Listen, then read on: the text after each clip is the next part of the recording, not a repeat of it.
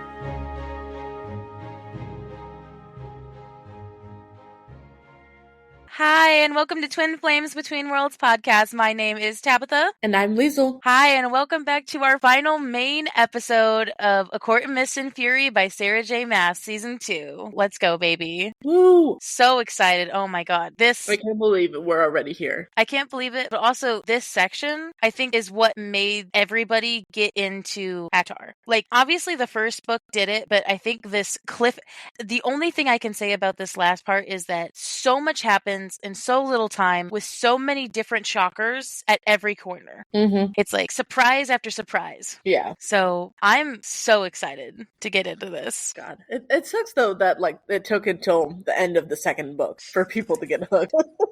Which is so funny because I got hooked Kalanmai. Kalanmai was my hook of me being like, yeah, I like these books. And then it wasn't until after this that I was like, oh yeah, Sarah God tier. Okay. So yeah, we'll do our little recap. So previously on A Court of Mist and Fury. So last time was the worst. It was the first attack on Valaris. So of course our main heroes went to see the Mortal Queens and they said, fuck you, we don't give a shit about the humans on the other side of the wall. They'll fend for themselves. So stupid. Fucking bitches and cowards. No, you're good. They told Rhysand, showed them Valaris, and of course, what was the first thing they did with it? They told Hybern, and Hybern attacked Valaris, the city. But of course, badass Inner Circle and Feyre defend the rainbow, defend the rainbow of Valaris, defend the people. Didn't seem like there was too many casualties, but it was the fact that Valaris has been protected for 5,000 years, and that is no longer a thing anymore. After 5,000 years, it was just because they were trying to save all of Prythian, they exposed themselves. And this is the thing. And Rhys knew that. Yeah, Rhys knew that too. And he bargained it. So yeah, and then they, at the end of last episode, they were planning to go to Hybern. So now, this is it, guys. This is Hybern. Finally going there for the first time, and whoa, it's a doozy. The biggest enemy that they've been prepping for, basically all of Mist and Fury, we're finally going to meet him. Person that is above Amaranth, this guy is the one we're seeing. So let's just get straight into it, shall we? I'm ready. So, top of chapter 61. They're all strapped up. All in their, knives, bandoliers. I think Cassian's got 2 fucking swords on his back. Badass. And even Feyre's strapped up, which is oh, this is cool. So they're all in the foyer, and Amren is kind of seeing them off, but it's very ominous, Amren's warning. She's like, King is very old, Rhys. Get out. Nullify the cauldron and get out of Dodge. Mm-hmm. Get the fuck out of there. Which, I will tell you, the whole time I was reading this the first time, there was a level of so much suspense that I was like, this is not going to go well, but how poorly is it going to go? Right. What is the level of shit show that's going to happen? And I feel like at every point, it just got worse and worse and worse than what I thought it was going to be. Yeah. It's oh, that's really bad. Oh, it just got worse. Oh, yeah. 100%. So, again, reminding the audience, Amren is staying behind to protect Valaris while they go to Hybern. Mm-hmm. So, Mor is ready to winnow her. And again, they're going separately. Plan is for Rhysand to winnow away so that they think that they're with him on Hybern, but they're actually, all 4 of them are going into the castle to nullify the cauldron. Yep. Because they're following Rhys's power. So Mor is about to winnow her, and then Rhys steps in front of her and just stares down at her and really doesn't want her to go.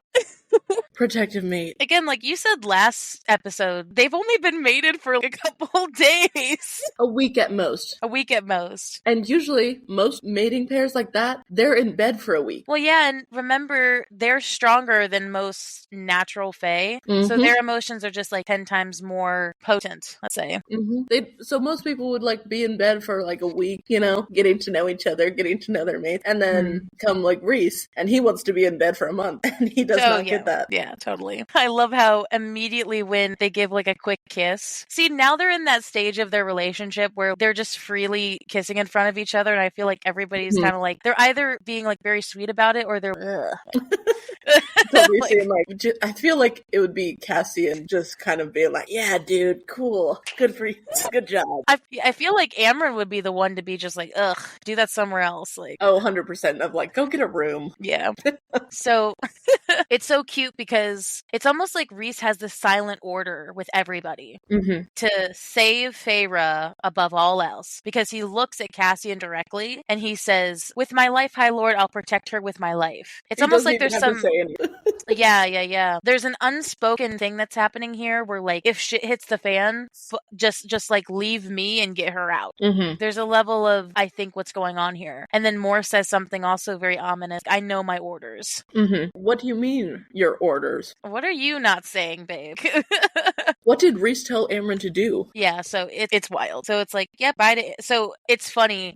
Moore winnows Feyre, but she winnows her into thin air and is caught by Cassian. Oh, that was so cool. I was like, oh my god. Well, he's literally holding her life. I know, and so they finally they winnowed directly to Hybern, and so as they fly over it, I love this description of Hybern, right? Because I feel like what we've got from Prithian is this level of wistfulness and peace. Even in the bad part, like, I feel like only Under the Mountain felt ominous. Like, compared to all the other lands. There's like some level of happiness and peace. First thing she feels of Hybern is unease. Yeah, because that's where Amarantha came from. If we remember from the first book, they kept saying that came from the shitholes of hell. Oh yeah, like, I love how it's such a just descriptive way of saying this, but also very confusing. She said, no light burned, but it felt old, as if it were a spider that had been waiting in a web for a long, long time. That is very ominous. It is. I think that what that was supposed to be showing is that Hybern has been biding his time for 500 years to make his move at the right time. Yeah. Because he's old. He has nothing but time to wait for the opportune moment. It almost feels like, I mean, if we want to dive deeper into the spider analogy, you know, spiders, the way that they catch their prey is like, well, like you said, sitting and waiting, but then also once their prey hits the net, prey tangles itself up, and then it goes into attack. And so it's almost like Amarantha was that web that they got tangled in, and now they're still struggling in the web as the spider approaches. Dude, you just made me think, oh my god, that makes me like rethink, okay, it had nothing to do with Amarantha. I feel like that's foreshadowing for what happened. Hybern didn't have to come to them. They literally went to him. That's true, yeah. They are falling in his web. They are going directly where he wanted them to go. Oh my god, it's another foreshadowing thing that I didn't even think about. Oh my god, holy shit, Sarah. I know, and the fact, I mean, we're about to get into it, but like where the cauldron's placed, when they literally, I think we talked about it in the last episode, they assumed that the king was going to be directly next to the cauldron at all times. Yeah. They should have questioned this. We can get into that. Shoulda, coulda, woulda, as all this chapters should be. Literally. They're going into this very blind, but they think it's almost like they have some level of hubris. And holy shit, do they get humbled, but not in a good way. A very violent way. But so Cassian said that he's been to Hybern twice, which sort of makes sense. But it makes me want to know when. Why? Yeah. When and why, yeah. I always assumed, and we're getting this later when they talk about like Rhysand's friends, I thought nobody knew who his friends were. Yeah. They might have knew of Moore because of, you know, his actual blood ties to her, and maybe about Amren because of her reputation, but I didn't think anybody knew about the bad boys. I really don't. Yeah. So I wonder... Well, then again, I mean, at the beginning of the book, Tamlin and Lucien at least seemed to at least know them by name. Yeah, maybe, but okay, I guess maybe they didn't know how close they were, let's say. Yeah, that's probably it. Yeah, maybe that. Well, also, like, Cassian fought in the war. I doubt he was probably on the front lines going to Hybern, so I doubt... Yeah, of course he probably is gone there. I suppose that makes sense. I guess I always thought that, actually, now that's kind of clicking, that war 500 years ago was fought in Prithian. I guess I hadn't considered considered that it would go to Hybern, which I think is a possibility. I just hadn't considered it. Well, because I feel like everybody was fighting slavery at their own place. People were fighting for the slaves on Hybern, on the continent, like the Black Lands, wherever they were talking about with Miriam. It was like everybody was collectively doing the same thing. This is a little bit different. The slaves are already freed, so there's a little like there's no humans on Hybern. So there's like a geographical advantage to this war again because they know where they're going. They know where they're heading. Before the other one, it was everywhere. So kind of cool. Sorry, that's my political mind just being like geographical politics. I love talking about that shit. So anyway, sorry, digression. Neither here nor there. I love how she talks about the castle being crumbling. She talks about it as like a ruin. And isn't this the king? But it's also like maybe slavery held it up. Slavery is what kept this castle together. Oh, also she said it was bone colored. I bet the whole entire castle is made of human bone. Bet you. I mean, she heard the rumor that the throne of King of Hybern was made of human bones, of the ones that he didn't let go. Honestly, maybe that's why it's crumbling. The castle is crumbling because those bones have been there for 500 years. True, and we know human bones aren't like sustainable. They're frail. So anyway, they got on the guard shift, they figured it out. They're going in, so everything is going well. They get in there, Feyre feels the cauldron. She's like, okay, I know where it is. She seems drawn to it, which is so interesting because it's not like she has cauldron power or anything. She was made by the High Lord, so why does she have a power? The cauldron made Prithian. Then it gave 7 High Lords extra powers, and then one of those would pass down. So indirectly, the High Lords also came from it. But again, I guess that is just a theory.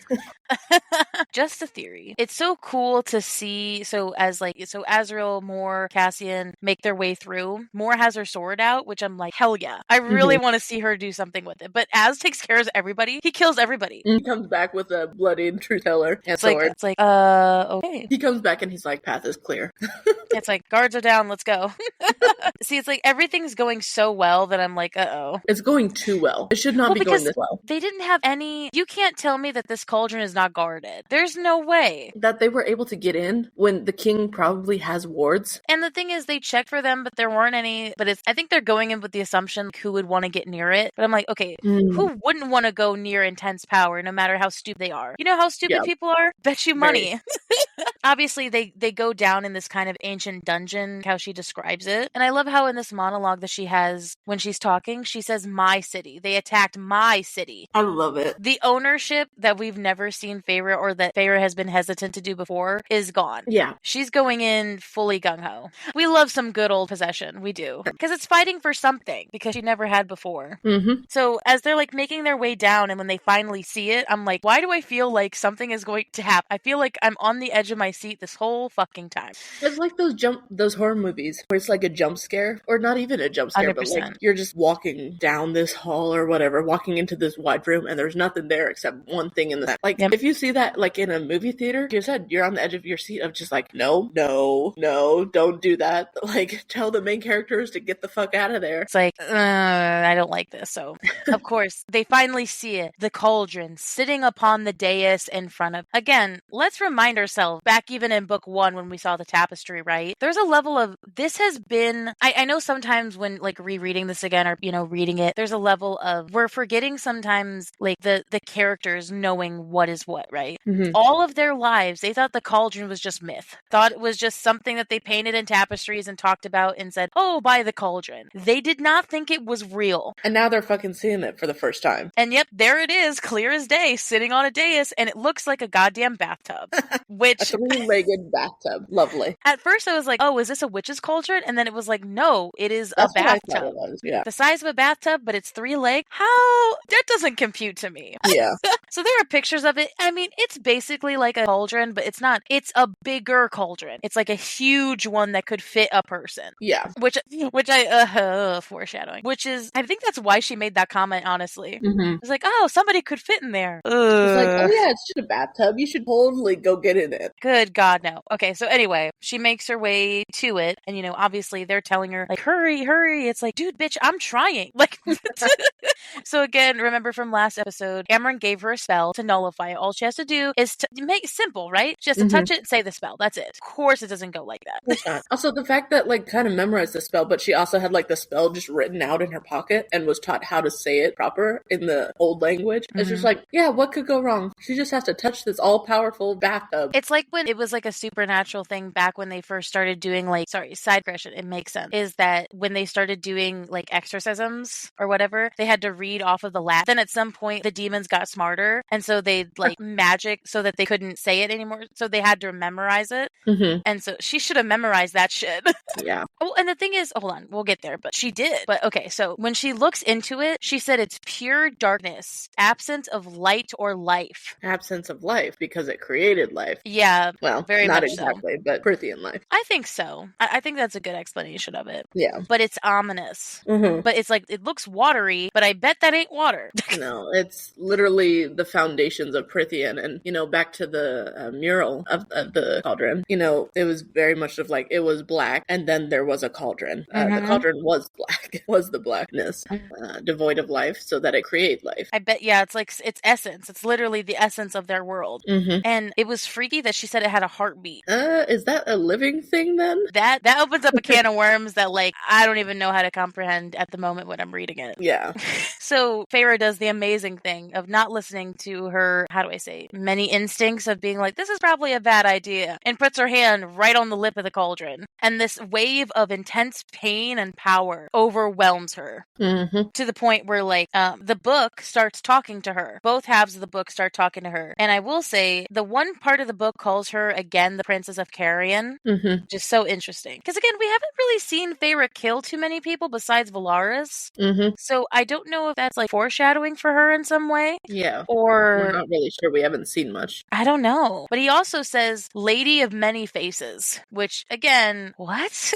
I think it's important to know what it says, because I feel like that's some sort of foreshadowing that I'm not picking up on yet. I guess, like, the Lady of Many Faces thing could be considered, like, oh, because she changed into Tarquin when she got book. Right. Like, oh, she can, you know, she's a shapeshifter. She can change whatever face she has. That's technically, true. because her essence is also the same. So, the one thing that Amren said that we remember from last, she said not to put the two halves of the Book of Breathings together because it will call up unimaginable forces beyond their comprehension. Guess what then said happens? She doesn't listen to her 15,000-year-old friend. No. The Book of Breathings convinces Feyre to put both of the halves of the book together because only the book together with the spell could combat cauldron powers, which could more than likely be true. Right. Again, Amren, even though she is very powerful, she has never seen the cauldron before. Right, and she had never really seen this book before. So I trusted Feyre's instincts here. I remember the first time I read this, I was, like, very confused because I was like, wait, is this a bad thing or is she doing the right thing by putting them together? We don't know. Right. Obviously, there was a wave of power that got set off. And so, obviously, as knowing Amren, I think she was 100% right about that. Things are going to come out of the woodwork in the next book that they never saw coming, I bet. Probably. So, she's trying really hard to say the spell. And apparently, she did memorize it. So, I was giving her too much, you know, before. I wasn't giving her enough slack. But she can't say it. She is physically trying to say it, but she can't say it because of the power overwhelming her as she's touching it. Yeah. So instead of being a conduit for the power, she's being used as a pawn for it. This was also so, like, beautifully written too. It was, like, so suspenseful, but at the same time, oh my god, is she close? Or, you know, is this going to happen? Like, what's going to happen? Right. Is she actually going to succeed at doing this? And so, obviously, we know doesn't, because Azriel pulls her from the cauldron.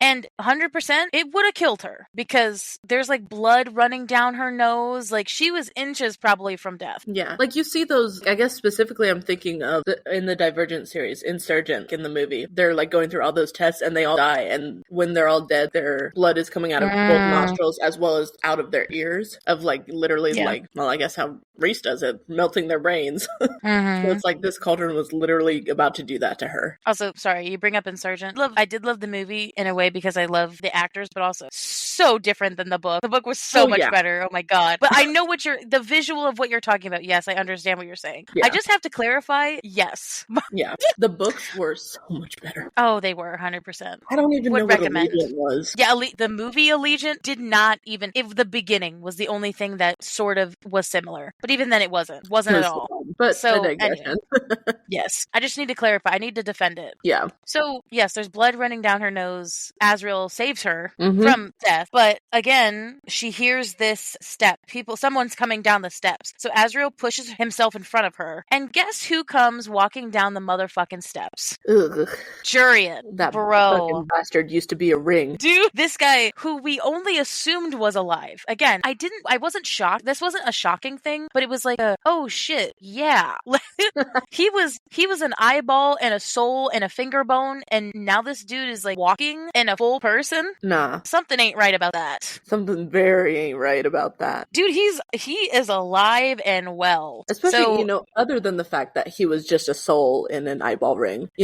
Especially with Reese's story, Jurian was cut apart, tortured for weeks. How this man as well. I mean, obviously it plays into what they're saying later when it comes to like how crazy he's gotten. Because who would think that he hadn't? You're right. Even before he got into the finger bone, he was tortured by Amarantha for like weeks. So honestly, I can't fault him for being crazy, but also that doesn't make me not like him any less. Right. I'm still gonna not like him. It's fine. Fine. So as we get into chapter 63, like all of these chapters are such in rapid succession that it's like, okay, the spell doesn't work. Almost kills Feyre. And then all of a sudden, Rhysand appears next to them, which... He's like, fuck the plan. It's all going to shit anyway. I think it was because, I don't think they said it. I don't think they said it in the book, but I think it's because he couldn't hear her. Or he couldn't feel her anymore. Which makes me think that, because obviously Hybern's land, the chains that Rhys had were made of Hybern's land, so that makes sense that he wouldn't be able to hear her. Yeah, because we talked about that, because when we read back, when it said the Gorzian shackles were made from the land of Hybern, I bet Hybern is just a nullified power. Oh my god. So, anyway, very slyly, which is important near the end of the book, I knew shit was hitting the fan. Not as soon as Jurian walked down the steps, but when Rhysand appeared, I was like, oh shit, everybody's together. There's no hope now. They're all stuck. Yeah. With Rhysand being on the outside, there was a level of hope. But again, it's like that spiderweb thing. Now he's inside, he's stuck in the trap. Yep. So yes, very slyly, Rhys takes the book from Feyre and puts it in his suit. Let me just clarify. I really don't like Jurian at all. I remember reading this the first time and I was like, oh, what a fucking... Because again, this is the human that back when Feyre was, in the human lands, this was their paragon. This was their saving grace. This was their, Aegon the Conqueror. They helped free... He's the name that they associate with freeing of humans from the fairies. And guess who he's working with? The one person who wants humans enslaved again. It doesn't make any goddamn sense. No, it doesn't. Nothing. It almost makes it feel he's been resurrected, but like his brain wasn't quite there. Is under some control. Which it very well could be. We don't have any clue about what happens when someone gets resurrected. I think it's a little different for Feyre because it was very instantaneous. Yeah. It wasn't like she lingered for however many 500 years that Jurian did and went crazy. There's a lot of different fantasy books I've read where that's happened, where somebody gets resurrected and they're just insane. Like they can never be the same. Right. So I'm very tenuous about him, but he's very focused on Mor for some reason. He keeps asking her where Miriam is. And obviously, again, we know from the lore that we know is that they were together. Miriam left Jurian for Prince Draken, who seemed like a way better option. So Mor tries to lie at first, but everyone knows she's alive at this point. Yeah. It's not very hidden. No. But they don't know where she is. And even they don't know where she is, really. They know she's on some remote place. They don't actually know where she is. It's one of those things where I was like, does this guy really, after 500 years, care about the girl that like he couldn't get back? Is that literally his storyline? Because... kind of what it sounded like. Which it's like, I can get in a certain context because Miriam seemed like the Feyre of her generation. Somebody, honestly, isn't that kind of a parallel? Tamlin to Jurian and Miriam to Feyre and Draken to Rhysand. Because we find out a little bit more tidbit. Miriam and Draken are mates. Right. Which we didn't know before. Right. So she left to find her mate. Which we know. So obviously to them, Jurian's a lost cause. He's crazy. He's only focused on Miriam. And for some unknown reason, he's siding with Hyde. Again, his intentions aren't very... I mean, we get told a little bit about it at the end, but not fully. So they all try to winnow out of there, but they can't, bro. Those wards snapped up. Oh god, this was so on edge. Because, I mean, Rhysand was trying to do his best at being calm, but he was like probably freaking out on the inside. Like, 100%. We are They're all trapped in here. 100%. So Jurian was the distraction so that the king of Hybern would put his wards up so that they can't winnow out of there. But also, it's not just the winnowing. He nullified all of their powers away. Yeah, they're all helpless. Which again, their physical strength, but again, how can physical strength compare to the king? Because he's literally all magic. Yeah. I mean, that's the thing that Amarantha did. That was what she was known for. That's why her magic was so powerful. Yeah, so let's just say it's going very poorly. Yeah. So also, not only does power get, blocked, but their mating bond is blocked too. They can't talk to each other. They can't communicate with each other mind to mind. So they're just blocked. That's scary. So Jurian again helpfully reminds us, he's like, well, yeah, who do you think Amarantha took the Book of Spells from? It was from Hybern. Hybern is way more powerful and old. We know you're a tortured soul for years, whatever, it sort of makes sense. You're literally fighting for the people that want to enslave people, so you don't get a fucking... Nope. Nope. God, Jurian's like a walking contradiction, and I can't stand it. It's so bad. So, lovely. We finally meet King of Hybern. He walks down the steps. I thought they were going to take them to him. Mm-hmm. I didn't think that he was going to just show up. Yeah, I thought it would be something similar. But nah, he just follows right down. He sent his watchdog down first. My God. Well, because I was thinking it kind of in the same way Amarantha did under the mountain in the first book. Them, leading up to... No, he just fucking walks down there. Kind of shows a difference between Amarantha and him. Hybern is willing to get his hands dirty. Like, he's willing to come off the dais and do something, which is way more scary. So, I love how she describes Hybern as, some dude in his 40s. Yeah. So casually, he doesn't give me kingly vibe. No, he doesn't. Not gonna lie. He gives me evil uncle vibes. Yeah, he was surprisingly average height, but muscled like a young man, which is wild. She said he looked more human, which is so funny. That is so human, and yet he wants humans as slaves the most. That is fucking ironic. Because the thing is, when you think of, Cassian and Azrael and Rhys, they definitely don't look, not just because of the wings, but, physically. Mm-hmm. They're too muscled for scrawny humans. The fact that he passes for human is just so fucking hilariously ironic. It's scary too, yeah. Dude, you have no reason to judge. I just thought about, I wonder if the king had a queen. Ooh. Because they never mention one. And, she's not there in the dais. I wonder if he ever had one. Because it obviously wasn't Amarantha. He didn't like her at all. No. So I just wonder, because I was going to make a comment about how, he probably wasn't as, how do I say, lengthy as our boys, if that makes sense. I bet you he's got, nothing. But that just made me think, does he have a wife? They never mention one. A queen of Hybern. I'd be more scared of her, honestly. Yeah. But anyone with the guts to be a queen to that man is seriously seriously disturbed or a gold digger. Yeah. So anyway, again, long side progression. We're gonna keep doing this. It's the finale.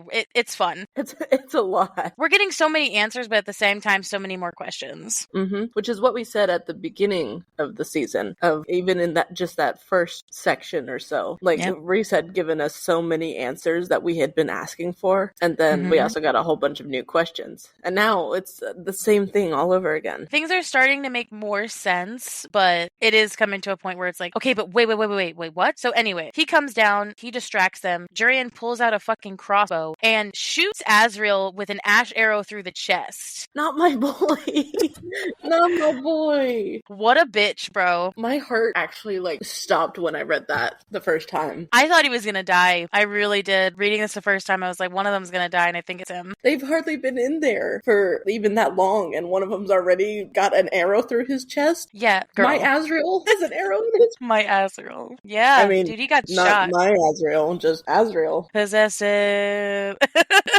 So more screams, obviously. And then Rhysand and Cassian have to limp him into the throne room. Yeah. They can't catch a goddamn break, can they? They literally went from them getting attacked in the woods to then, of course, their little tryst in the cabin, but then again getting attacked in Valaris, and now this. It's just nonstop. Mm-hmm. So not only, so the whole time, the king is monologuing to them, which I will say, and I think I don't want to talk about it now, but I'll say this more in the graphic audio. When I read this the first time, the king was this paragon of evil. I can't relate to him at all. Just full-blown evil. Though somehow the graphic made him more relatable and very a good villain in my eyes. Like before it was just like every tech, villain. But there was a level that the graphic made me reconsider that. And I'll talk about that later, but I really needed to say that. Because as I'm reading this the first time, I feel like he just sounds emotionless to me. Yeah, he definitely sounds very classic villain, but at the same time, he may be monologue, but he's not doing that to make up for things he's lacking. He's doing this because he's confident he's won. Yeah. Which at the moment, he kind of is. Yeah. So, of course, they lead them up to the throne room, which again, another throne room. Sarah's constant callbacks to like other previous moments is like, no, none of them like a throne room. But not only the throne room of Amarantha, but also the throne room in the Hewn City. There's like this difference of a throne room each time. That's true. Common theme. Also, did anyone else think that this was weird? That the king has so much magic that he can just snap his fingers and poof the cauldron somewhere else and will it somewhere else? This is the life force of the fucking world and he can just move it? At first, because my brain was not computing everything and, I was upset about Azrael, at first I was thinking that it was a glamour of some kind that he was able to put over them. That, well, obviously Feyre actually physically touched it down in the basement, so, like, maybe the cauldron appearing next to him was a glamour. Then clearly not. Yeah, I think that gives me way more questions than I feel like is comfortable to answer, right? Because does that mean that he's old enough that he was in, like, the first remnants? Does he have some sort of connection to it that nobody else does? Is it because he put it together? Is it because him putting it back together somehow made it, at his mercy? Is it whoever who put it back together that way? Right. Or like at least, okay, I guess I can work with you kind of vibe. Yeah, because I feel like the cauldron has its own goddamn agenda. I don't think even the king is a pawn in a way when it comes to that. The cauldron is not... Okay, I'll try it. Now the Hybern was biding its time. Now the cauldron is biding its time. Cauldron is not only the life force, but it's also fate in a way. And it has its own agenda, for sure. But anyway, none of them are considering that because so much is going on. Because obviously, yes, as King monologues and they make their way back, not only is Azrael shot with a dash arrow, but there was bloodbane on it that King is at will holding so that it doesn't get to his heart. Every time they try to do something, he'll let it slip. They're using... So now he's got leverage. Yeah, they're using Azrael as leverage. Literally his life on the line. What a bitch move. I know, using the one guy that... It's always the quiet ones, huh? Why Azrael? I mean, obviously I don't want anyone else to be shot, but why Azrael? Yeah, I was very focused on him for some reason. Yeah. So, getting past all that, they finally make their way into the throne room. I like how when she talks about castle and like them getting into the throne room, it's almost like they're going into the skeleton of a big creature. It's very ominous. Yeah, that's how it's described. Let me see. Wait, where is it? That. In all the times I've read it, I didn't even catch that. No furniture, no art is at this castle where the skeleton of some mighty creature. God, this is actually the very first thought that pops into my head is Bewilderbeast from How to Train Your Dragon, and how there's a skeleton of that is like the home of all dead dragons or whatever, and like they walk into it and it's ginormous. Large castle. And so like I hate it, but it's like actually I don't hate it. It's like that's what I'm kind of thinking of like what if it actually is? I mean, because it said the walls look like bone, so what if it's not human bone, but some says skeleton of a large creature, and that what if if it is the King of Hybern killed it and then decided to make its skeleton in his castle? That it just keeps getting more and more twisted. But yes, no, it's described as the skeleton of a creature, which is ominous as shit. We're already it just gets way, like you said, way more ominous each time. Yeah. So they stop. Jurian is at their backs. Throne room doors shut, and this shock, the cherry on top of the already shitty situation. Guess who motherfucking shows up out of the shadows? Well, the king says, "I've upheld my end of the bargain. I expect you to uphold yours." This made me so fucking mad. If only you could see Liesl's face, bro. This made both of us actually mad. So fucking unexpected. What is that bitch doing here? Tamlin and Lucian appearing out of the shadows was was the top of the totem pole of what the fuck are you doing? It very much, I think, is very symbolic, though, of their, instead of like they're just standing in the throne room or whatever when they arrive, the fact that they were waiting for the king to call them out, that they were in the shadows, suggests that they know what they've done is bad. Oh, and they knew too. That also, the implication that the king knew that they were going to do it that day. Yeah. How did they know? How did they know to be there? Because they didn't just winnow there out of nowhere. That's true. That's true. That implies that they've been there. What if they were staying there until Feyre was captured? God. The fact that even Cassian and Rhys were shocked. Yeah. They're like, we did not believe that Tamlin would stoop this low. Because there's a level of, even Rhysand was like, hey, he loves Feyre, but not enough to put over the entire world. This is such a, okay, I'm going to say this now. This is such a parallel to the first book of not only, I mean, there's so many parallels. This one in particular, remember how we thought at first it was sweet that Tamlin put the entire world above, or sorry, that he put Feyre above the entire world when sending her away. This is turning it around and saying she's so much more important than everything. His morals, everything. And it's while he has to think it's because of his love for her. At this point, it's almost like a petty thing of like, this male, my enemy, my sworn enemy, stole away my bride. Yeah, honey, that ain't love. But it's almost like it's a matter of pride for him to get her back. I mean, obviously objectifying her. It's like, wait, your pride is telling you to get her back? Also, like, regardless of the love? Like, it's a crusade. He like morally thinks that getting Feyre back is going to somehow make everything better. No. And no, it's not. So, okay, let's get into this. So, Of course, top of chapter 64. First thing Feyre notices when Tamlin walks out is, remember the bandolier of knives he had from the first book? Yep. Guess what those are? They're Illyrian fighting knives that I'm assuming Rhysand gave to him. Because, I mean, Rhys did tell us he gave stuff to him. Yeah. What? It just keeps getting worse. He's working with Hybern. For what purpose? For what gain? What kind of dipshit does he think he is? This deal is going to be... This deal is so one-sided. So, of course, Rhysand asks, what was the cost? Of course, you know, Tamlin ignores him. So, the King of Hybern tells us they made a bargain. If he gives over Feyre, then, hear this, some bullshit, Tamlin will allow Hybern's forces into his land so it'll make them easier to invade. What the fuck? What idiocy. What happened to the guy that said he would fight against slavery? What happened to that guy? He's literally encouraging Hybern to enter his lands and start the war to enslave people. But also, in the process, he's making bargains with this enslaver to enslave Feyre back to him. And remember, because it's the only way he can get her back. Exactly. Back in the first book, he was saying that she wasn't a prisoner. He was like, you're not a prisoner here. It's like, It's also like, remember back when like Rhysand was telling us like in his spiel about how Tamlin and him were the only people that didn't trust Amarantha? Mm-hmm. It's not that Tamlin fully well knows Hybern's intention. Mm-hmm. He's not caught up in the whole, we want to make a trade deal. No. He knows why they're going. And also, let's remember, the Spring Court is right on the fucking border. Mm-hmm. That just makes it, even in a political sphere, that just more terrifying. Because not only do they have access to that, but they have access to the wall, too. So they have access to the Spring Court because the Spring Court, obviously, it has its western borders, which are the closest to Hybern. It has the border on the wall. It then also spans all the way across Prythian. So it's technically like a channel to get through Prythian to the continent. Whoopee! Great. He just made this so much more easier for them to win. And he knows that. And he doesn't did care. It for Feyre. Doesn't care. He would rather whisk war on his own people to get her back than fight. What the fuck? This is making me think back to Henry, talking to Henry.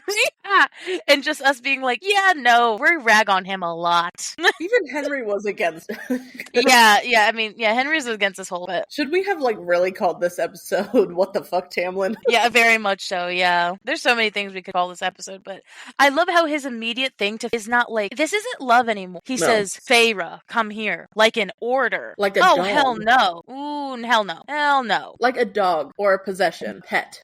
So romantic. So romantic. Totally would fall for that. Not. Also, you can't have Rhys in the mating bond for like a week and then want to go back to No.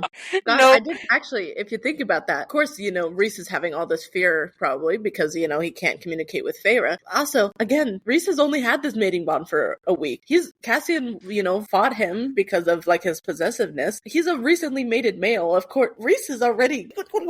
Oh yeah, it's fucked. It's fucked. Reese is still potent. That's what I'm trying to say. He's very potent from that mating bond, and now this shit is happening. Hybern gives us another piece of information that's lovely to know that Feyre's life is now in his hand, is that not only does the bargain mean that, Feyre has to go back, but that she has to work with him too. Yeah. I didn't make no fucking bargain with you. I ain't working for you for shit. You will not be able to make me do that. But because of the bargain, magic, we don't know. Like, she may be forced to do it because of magic. Yeah. Because I feel like the way Hybern's talking about it makes it seem like it is a magical bond bargain. Not just, oh, we made a bargain. No, they made one. Right. So Lucien kind of chimes in here. He's very hesitant, which, again, has been Lucian's whole character. Mm-hmm. I mean, at least he starts to speak up. He's like, I don't feel like he knew the extent either. Yeah, he's like, wait, you did what now? Yeah, but again, like, I guess in his defense, like, what can he do now? The damage is done. Yeah. Like, it's over. So, just what? Like, again, this is, revelation after revelation going on. So, the other part of the bargain was with Jurian, right? So, we get a little bit of it here. He says that Jurian wanted to know who Rhysand's friends were and wanted Rhysand dead. For what reason? What does Jurian have against Rhys? I have no clue. Like, this doesn't make any sense to me. At least from what we've heard, like, Rhys hasn't had too many, like, interactions with Jurian. I mean, maybe it had some more since they were on the same side of the war. Yeah, we didn't hear about that. And they fought on the same side. So it doesn't make any sense why he would want Rhysand dead out of anybody. Another good point, yeah. If anyone, the only one he seemed to have kind of angst with was Mor. Just because he was asking about Miriam. Yeah, that doesn't make any sense. Doesn't make any sense to me. At this point, I think just, laying into the fact that he's gone insane. Yeah. Again, so, Feyre's kind of up and center here, but like Rhysand is staying back because, again, to remind everybody, they talked about the night before they got here. They're being very careful because if they get too close to each other, they'll get found out. Everybody will smell them together and know. So they're trying to be enough separate that they can. I mean, I knew that wasn't going to last long, but at least like he tried. Yeah, at least he tried. I think there were so many layers to this fucking bargain that I was, how many did you make? How many bargains like Tamlin make with this motherfucker? Because I feel like there's 5. Because not only does after that, but Tamlin wants to break their bond. Yeah, of course. He doesn't know about the mating bond yet. No, which is so funny because, so obviously, again, remember, that was Tamlin's goal by the end of the first book, right? He wanted to break the bargain bond between Rhys and kind of made sense at first. I was like, oh yeah, I mean, anything to break the bargain would be fine, but not literally dealing with the devil himself. Not that far. So, so Feyre does try to tell him, she's like, I wrote you the letter, I said I was fine. And of course, we predicted, even back then, Tamlin thinks that Feyre is being manipulated by Rhys's magic. Yeah. So he's not listening to anything she's saying. No. Because he thinks that she's being, like, mind controlled. Yeah. Which is like, does she look like she's mind controlled? Well, she's wearing Illyrian leathers. It's like, again, that goes back to what I said when we first talked about it. It's like, you would know if somebody seemed mind controlled. You would know. Yeah. But I love how so remember another problem that we brought up about Tamlin was that he was gone a lot in the first of the book. His excuse for that is he was looking for a cure. Or dealing with stuff on the western borders. Which makes me question, and I said this at the beginning of the season too, I wondered if he was working with Hybern the whole time. Because why the hell would he keep going that way for? Right. And refusing, I mean, other than his other reason, refusing for her to come. He knew she wouldn't agree with it. Yeah, because, like, if his excuse was looking for a cure, wouldn't he be going all over, like, scouring the continent? Or scouring a part? Yeah, no. Doesn't make any sense. Doesn't compute. That's a bullshit excuse. I also love how when he's like, you just left. I love how he makes it seem like she just chose to leave.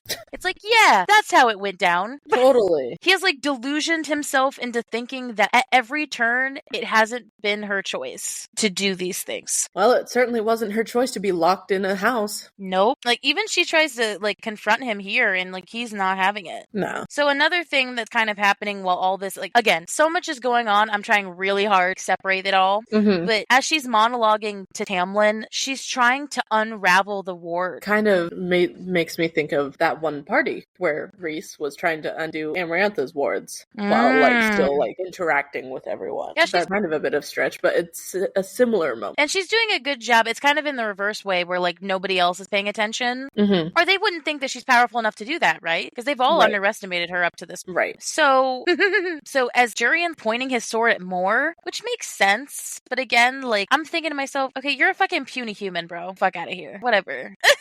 So as Feyre is cheating the spell in a little way, she's trying to do the same thing that she did at the summer court with Tarquin. She's trying to tell it, hey, I'm Fey, but not Fey. I'm like unlike. I'm an exception to the rule. So if I'm not really a person, then your spell doesn't really hold me, does it? It's trying to reverse a cauldron. Oh my god, I didn't even think about it like that, but that's exactly what I was thinking. Or like the whole, these are not the droids you're looking for. Yes, oh my god, she's like, I am not a person. You do not hold 100% Jedi mind trick, bro. This is hilarious. And it works. Doing that to the creator of worlds, and somehow it works. Dang, she must be a very powerful Jedi. Which makes me think is like, is she just now, does everything kind of, is she connected to it in a way? Is she connected to the cauldron? Because it kind of feels like it is, but in a way that we wouldn't have really thought of.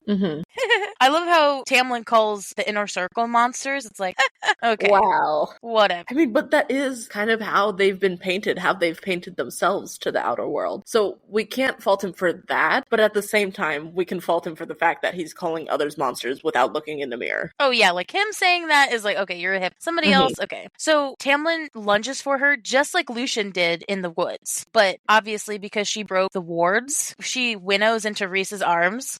Well, thank fucking God, Rhys punches him in the goddamn face. So satisfying. So, oh my God. I really want to see that. I really do. Yeah. I want to see Henry get punched. No. No, not Henry. No, not Henry. I feel like Henry would just have a ball with something like that, though. Yeah, he would. Like, yeah, punch me. Let's go. Let's go. It's like, all I said in my notes was, it's about fucking time. Yeah. So satisfying. Rhys has wanted to do that for a long time. Oh, hell yeah. That was pure mate, like, energy right there. Another male is lunging to touch my mate? Fuck that. Someone that she's had intercourse with, too. Oh, yeah. It's like, ew. Yeah, now thinking about the fact that they've had sex is weird now. Yeah. I think that's why it's so weird for most people when they go back and read the first book, because they're like, wait, ew, Tamlin and Feyre are having sex? They did that? Yeah. Which honestly is very relatable. I feel like most people have that one ex that I'm like, we slept together? Right. Like I we did things? See it now. Yeah, I think I'm good now. So obviously, but now they've exposed themselves. Because as soon as they get close, everyone knows. Everyone smells it. Yeah, suddenly it fills the room. Furious, wide-eyed, and the King of Hybern is just laughing his ass off. Yeah, he's like, oh shit. Which is kind of funny, I think, and something I'll bring up later again, like I said. He felt like such a spectator. Like, even though this was his event, somehow he was being entertained by the fact that, like, so much shit was hitting the fan with everybody else. Which almost made it feel like everything was beneath him, in a way. It's almost like he was hosting and he hired entertainment. It kind of felt like Amarantha all over again. Like, pure entertainment of, like, everybody scrambling, but knowing he's still at top. And the fact that he's doing that over High Lords of Prythian. Oh, yeah, 100%. But that punch was satisfying. I kind of digged him as a villain this time, reading through it. Like, he's just so fucking casual about everything. He's like, oh, I don't believe it. Your bride left you to find her mate. Like, he's watching a goddamn reality show. Yeah. Like, and he's like, the mother has a warped sense of humor, it seems. But the king is flabbergasted. Like, okay, he's not flabbergasted yet. There's a level of, hey, Feyre just unraveled my wards. How the hell did she do that? Yeah, it's like, well, now I'm extremely interested in this little... Now I'm intrigued by her. Yeah. Mm-hmm. I mean, he definitely wants to use her power. That's why he made that part of the bargain. Mm-hmm. But now he's realizing how much power he may have just gained. Mm-hmm. And how it could be used against him, too. Mm-hmm. Because Rhys is already a formidable foe, but Rhys and Feyre together, unstoppable. I didn't know this the first time I read it, but for a split moment, she has a really cool avatar moment of all of her powers surrounding her, like water, earth, fire, da-da-da. Things start to envelop her, but then it gets cut off immediately. I was thinking to myself of like, why would you reveal everything right now? I know, right? Like, keep some of that for yourself.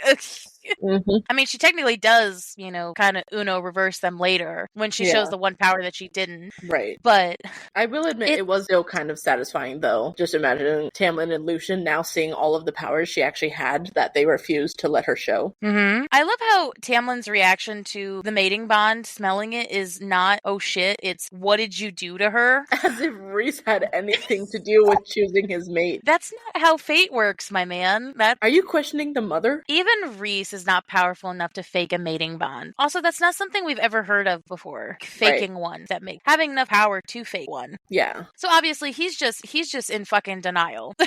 I love how, though, the King of Hybern says, I'm returning you to your master. Fuck no. Proof that the king also thinks Tamlin is enslaving Feyre. True, but I also think, he has, the Illyrian complex of women are just objects for men anyway. But I see what your point is.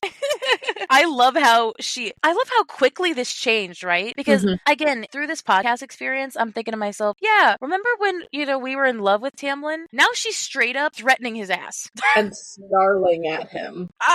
She said, if you take me from my mate, I will destroy your entire fucking court. That is not a threat that most Fae would make to a High Lord, even a dumb High Lord. Oh, hell no. And she means it 100%. And she can do it. And he knows 100%. That. It is fucking wild. So wild. So he says, I'm gonna do... So then the reality show portion of it ends. And we get, again, the rest of this bullshit. So he summons it again. He summons the cauldron again. And he says, I'm gonna do many things with it. So as he summons it again, he's very impressed by her, right? Because she's of the 7 High Lords. And he asks how the cauldron purrs in your presence. What does that mean?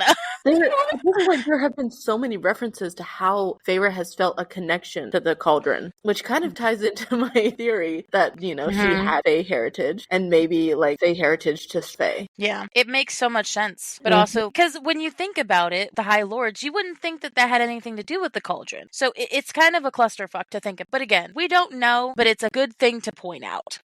So I love how it's... Okay, this made me laugh out loud for no fucking reason. But I love how after all of this, it said Lucian cringed. Yeah.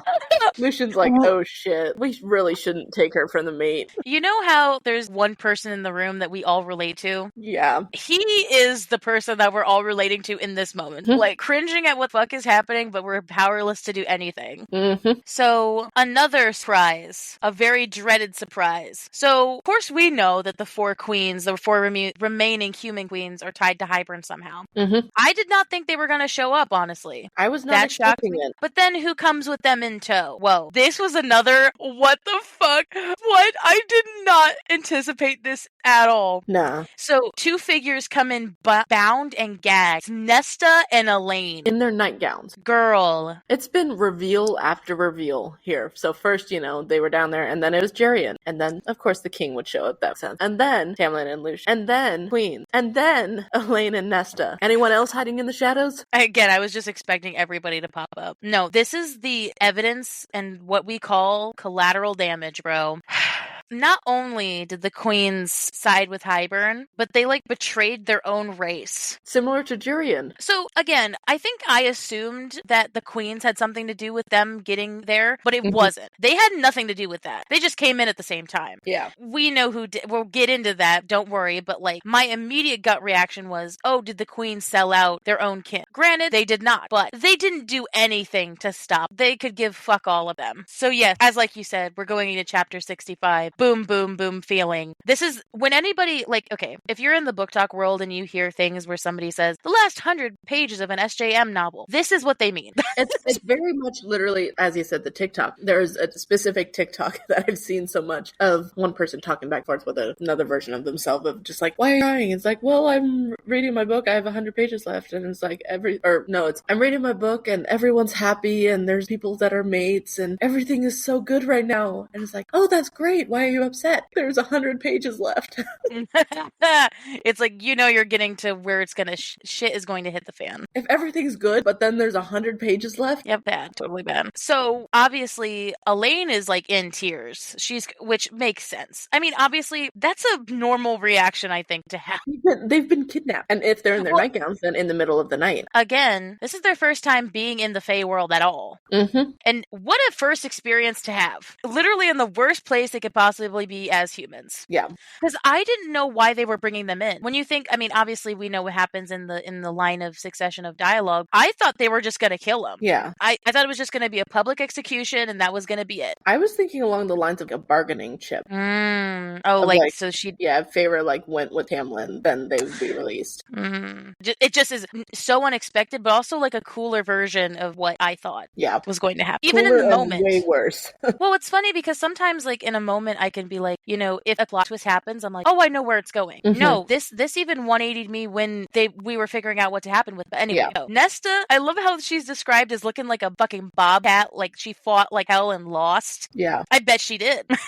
Well, she clearly lost, but yeah, like she's all of her clothes are like messed up and her hair is all over the place. So the king somehow found out they were looking for the book, which I wonder who ratted them out because nobody fucking knew, dude. I mean, I guess besides the queens, when they figured out they were asking for the book, that's the only way I can think they would have found out. Part of me wonders if maybe the cauldron could sense the book. I don't doubt it. I feel like that's a good answer. Because the cauldron probably doesn't like the book. I mean, no, again, it's the only thing that can stop it. Yeah. And so Hybern's big master plan, which turned out to work like a fucking charm, by the way, which I somehow don't understand, is that he resurrected Jurian not because Jurian as a powerful person, but because of what he meant to the humans. Jurian got to the queens first and threw them a bunch of lies from Hybern to aid in the cause.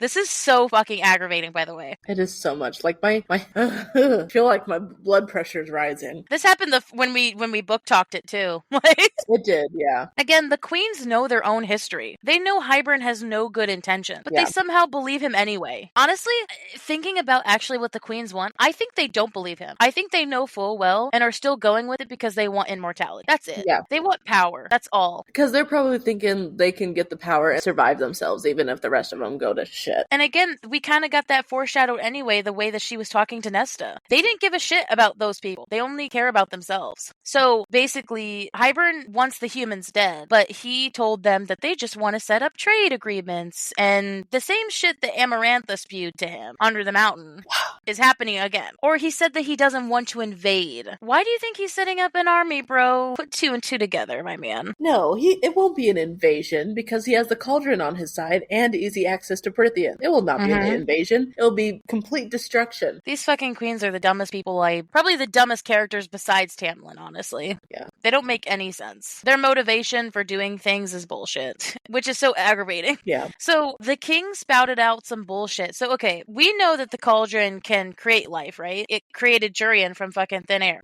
He's saying that if they go into the cauldron, they'll come out Fae. And that only the strong-willed individual can survive it. That is a theory at best, my man. That is not proven at all. He just wants to test it. That's why he's agreed for this. Also, can I just say, like, the cauldron isn't some, like, trip to the spa. You're not just going in there to get beautified. No. We've talked about, and especially we talked about this a lot in our many episodes, but, like, they are dying. They are going into this cauldron to die. Yep. That is what is happening to them. And they are just hoping and praying to God, whatever it is that they're fighting in there. I had, like, some theory I remember when first there was like a test when they got put in that somehow they had to pass it to see if they were strong-willed or good enough. I don't know if that's true, probably not, but like there was a level of, if the cauldron finds you worthy, you can come out alive and immortal. But if you're not, then you're just dead. Probably sucked into whatever void it's in. Because like you said, it's not just water in there. It can't just be water in there. Yeah, no, it's not. So, like you said, not a spa day.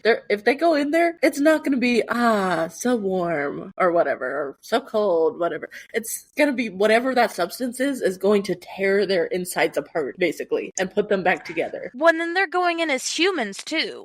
Like, very fragile humans. Yeah. This is fucked up. Yeah. So, obviously, the queens want power, but to test this, the only way the queens will do it is if they see a test before. So, here's the other big clue that we fucking figure out that, honestly, I will tell you, I didn't like her, or so, I I actually liked her when I first read it, but as soon as I heard this, I was like, fucking Ian pops up out of nowhere. I guess she's not there. She's too much of a chicken shit to be there, by the way. You know, we had that whole section in the first season about poor Lucian, and then now, as we're gonna get into it, you'll probably hear us say more about fucking Ianthe. In this book, so triggered. The people that I dislike, no, actually, I may even go as far to say as hate. Mm-hmm. Third is Queens, and then Tamlin, just because he's been dum-dum right now. Yeah. And then at the top of my list, I feel so triggered. Like, I can't sit still right now, actually. Mm-hmm. So obviously, again, before we get ahead of ourselves, yes, the king tells us that Ianthe, whenever because remember from the first part of the book, she apparently like went off somewhere during the whole thing with Amarantha. So during Amarantha's reign, she was like on some remote island. She was on the continent. Continent, yeah. And somehow she made contact with Hybern. He said, "My dear friend Ianthe." Oh yeah, when she dwelled in the foreign court, she had such an open mind. So one to easily manipulate then. Okay. At least he tells us straight up, I guess. Sorry, I just had a god-awful thought. What if, like, she fucked the king of Hybern? Ew.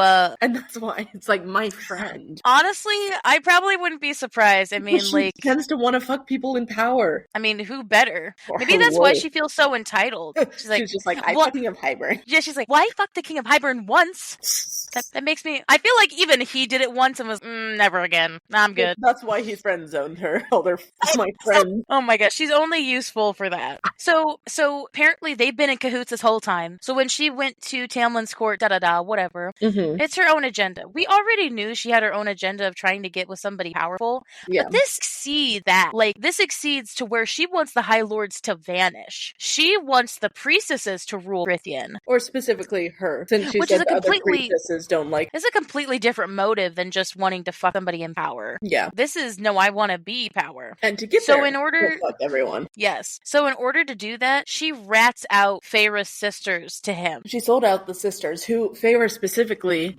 told her in confidence the location of her sisters. She said some bullshit about how, like, she would, Feyre Archeron would appreciate having her sisters with her for eternity. Like, again, you were just assuming that's going to work. Like, the thing is, like, he doesn't even know for certain if that's going to be the case or not. So there's no good quality about this. He's like, I might sentence them to death. Let's see if they survive. So, wild. Another betrayal. Kind of saw it. Again, I wasn't surprised that happened, but also, like, to the extent of how I kind of sidelined I was by it, it's like, oh, fuck. Bro, dude, can't trust anybody. And regardless, it still pisses me off either way. Oh, yeah. This is manipulation of lives. I think going after Feyre is one thing, but going after her sisters who are, like, harmless humans doesn't make any sense. Obviously, it's to get to her, but you could have gotten to her through Rhys or something. Like, it didn't have to be them, honestly. Right. I mean, part of me thinks that, so while Ianthe met Hybern long before, part of me, like, thinks that maybe because Ianthe hates Rhys so much, and, saw that, that Feyre stayed in the Night Court. Like, part of me, so when Feyre sent her letter back, part of me wonders, actually, if Ianthe got the letter. If Ianthe saw the letter. I mean, Tamlin saw it too, but, like, if Ianthe saw the letter and was just like, Feyre gets to be with Rhys and I didn't, that's what it feels like. It feels like she's very petty in this moment. Well, you know what? You told me where your sisters were, so I'm gonna get some revenge on you. Yeah, I bet so. I mean, she definitely was envious of her. Like, she was gonna be Tamlin's wife and then, and then Rhys is infatuated with her. It's kind of like the Amarantha principle of she was fucking Rhys but liked Tamlin, but somehow they both were obsessed with Feyre. Yeah. And she just couldn't handle that. Yeah. So the king is enough. He's like enough of the talking. So he sends just like this white power light towards them. And it fucks their day up. Like, Rhys covers Feyre, but as Cassian shields Azriel, Cassian's wings get shredded into. Like, almost like they're getting burned off. Yeah. Which is wild. So we've got Azriel with an ash arrow covered in bloodbane through his chest, with the bloodbane being controlled by the king. And then we've got Cassian with his wings shredded. And then we've also got Nesta and Elaine, who are bound and gagged, and Nesta's fighting like hell, and they're about to be thrown into the cauldron. Things are going great. Yeah, so they're the example that queens need to do this. And so I will say something that kind of did throw me off. I remember during the chaos of that moment, Feyre doesn't look and Tamlin runs for her to try to steal her away. Even now, even during all this, he's just like, okay, let's just yeet out of here. I don't care. And Elaine warns her. So there are moments, okay, I know we rag on her a lot, but there are definitely moments where Elaine can definitely be strong. Mm-hmm. The first thing she's looking at is, okay, yeah, she's obviously terrified and crying, but her first instinct is not to be quiet, but to warn her. I mean, because if you consider, Elaine technically is still an older sister, even if in the past she hasn't really shown that much. And then also, going back for a minute before we continue, the whole idea of like, if the people going into the cauldron have an iron will, are strong enough to survive, as we'll get to in a moment, Elaine does survive, so she's got some strong will. Yeah, but she does in a different way. Yeah. Than Nesta's pure, like, iron exterior. Mm-hmm. So, what's also badass is that Moore tries to get to the king, and she gets really close. To the point where, like, the only reason she stops is because the king hurts Azrael. And she stops. The fact that, okay, I will say the creepiest thing about this, rereading this again, was how kind of all hot and bothered he is by Moore. Yeah. Like, he's like, queen, interesting. Like, do you want to be my queen kind of feeling? And I'm like, ew, gross. What if, okay, this would be really fucked up, but what if one of Kira's contenders was the King of Hybern? Whoa. His choices for her match? That is disgusting. That would be wild. That is disgusting. Maybe that's why he had Jurian shoot Az, because he knew Moore and Azrael had this weird relationship. Maybe he wants more. I don't know. Like, I don't know why he would. Like, I mean, obviously she's powerful, but what else does she got that he wants? Access to the Night Court. I guess, but like, doesn't make any sense. I guess it's maybe because like he's also, is that supposed to show how shallow he is? Like, he just loves like blonde and red. I don't know. Like, or objectifying her in a way, maybe. Yeah. Though even through Az's pain in his chest, he does not like that at all. He's like, get away from her. Oh, baby.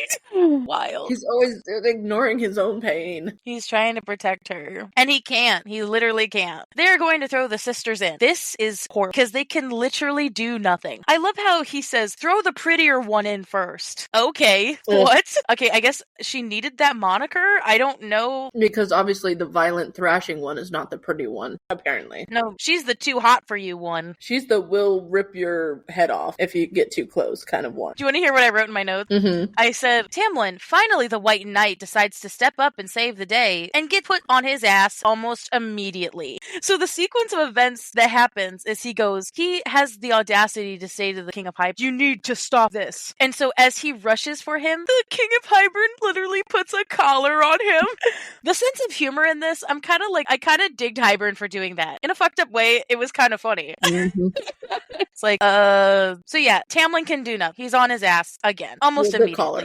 I will say, I don't want to get too much into it now, but the foreshadowing of Lucian seeming to have this, because again, like we said, Lucian's kind of been in the background this whole time. He's been commenting, but like very just not. He is adamant about. Lucian is getting besides Tamlin, like, stop this. Yeah. He staggered forward as Elaine was gripped between two guards and hoisted up. That is enough. Lucian surged for Elaine and for the cauldron. And then, of course, the king leashes him too.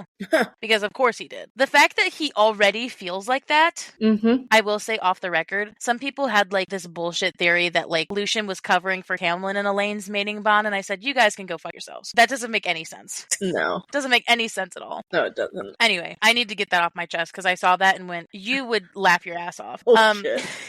Tamlin didn't even look at Elaine. Didn't even look at her. Does not care about her at all. So, anyway. So, yeah, as Lucian seems to have this pull and he's, like, talking to her, Elaine's to go in first, and Feyre is willing to give up anything. She is literally pleading with King, like, I'll do what you ask. I'll, work with you or whatever. Just please let them go. I totally imagine Rhys just in his mind of, like, no, stop making her hurt like this. Yeah, because that's almost what Rhys did in a way for his friends. Or what Rhys tried to do to save Feyre under the mountain.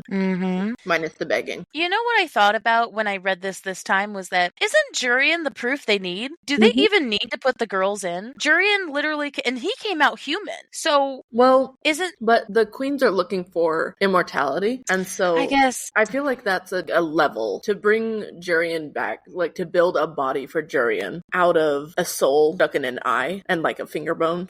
That's one level. And then the next level is turning that into immortal. I guess like my sense of the unnecessariness of putting Elaine and Nesta in the cauldron is, even if they get put in the cauldron, of course we know they come out alive. That doesn't mean that they'll have the same fate. Right. Again, it's like a fucking, you're rolling the dice each time somebody goes in. From what Hybern said, it's a toss-up. Only somebody who's really strong-willed can survive it. And honestly, I think it has more to do than just that. Yeah. The fact that just this how cinematic this whole thing is. The level of Elaine screaming or pleading, Nesta fighting like hell at every opportunity to not have Elaine go in. Yeah. Bear in mind, Nesta, the human, remember that, is thrashing and winning against Fae soldiers. I love it. How the fuck? I think the saddest part of this moment is that as soon as he hears Nesta screaming for Elaine, Cassian hears her scream and starts to crawl towards her. He wakes up from whatever blood loss comatose he was in and crawls towards her instinctually. God damn it. Because it's not only a romantic notion, the fact that I'm assuming somebody he is gonna fall in love with is in pain, but it's the fact that it's Nesta to the point of he knows her well enough that he's kind of, okay, obviously it is not his fault. Right. But his promise is being broken right now. He promised to protect them. To protect Elaine specifically for Nesta. And that's literally, honestly, I feel like that's why Sarah put in that whole conversation of, during Valaris before the attack, she said, you vowed to protect Elaine, Nesta will be forever in your debt. I feel like he sort of thinks that Nesta's gonna blame him, which I don't doubt she probably would, but even though we know it's not his fault. I mean, and also he's literally trying to crawl towards it when he's half conscious, his wings are torn and bloodied, he's losing a lot of blood, he's barely conscious, and he's still trying to uphold it. It's just sad that nobody can do anything. Yeah. Or because somebody's gonna die. Somebody's gonna die if somebody does something, and I feel like Elaine and Nesta were honestly fated to go in there anyway. Yeah. In a fucked up way, it was fate, but in a very harsh way. And of course, Faye was screaming. Yeah, and so they dump her in finally. Because as soon as her foot touches the water, I'm saying water, but as soon as remember the mercury? Yeah. That's what made me think of Mercury from the first season.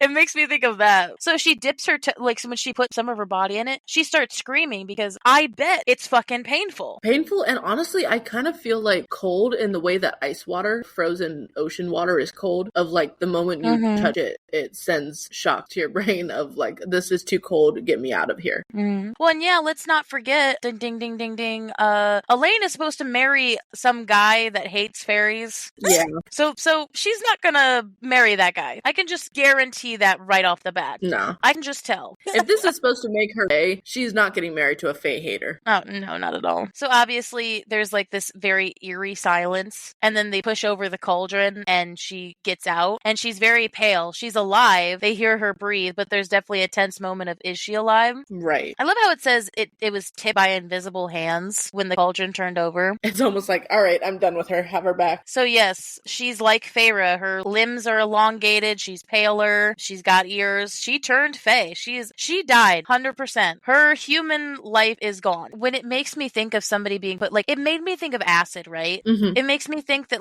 their whole human body was eroded so that Fae body come into, which the only reason I'm bringing that up is that this is very different from, again, now we have 4 instances. I wanted to bring this up because it's important to bring up. Now we have 4 instances of somebody being made, a human being or something being made into something else. We have Amryn, who is now high Fae, but she's something else. We don't know. Let's took that in the back of our minds.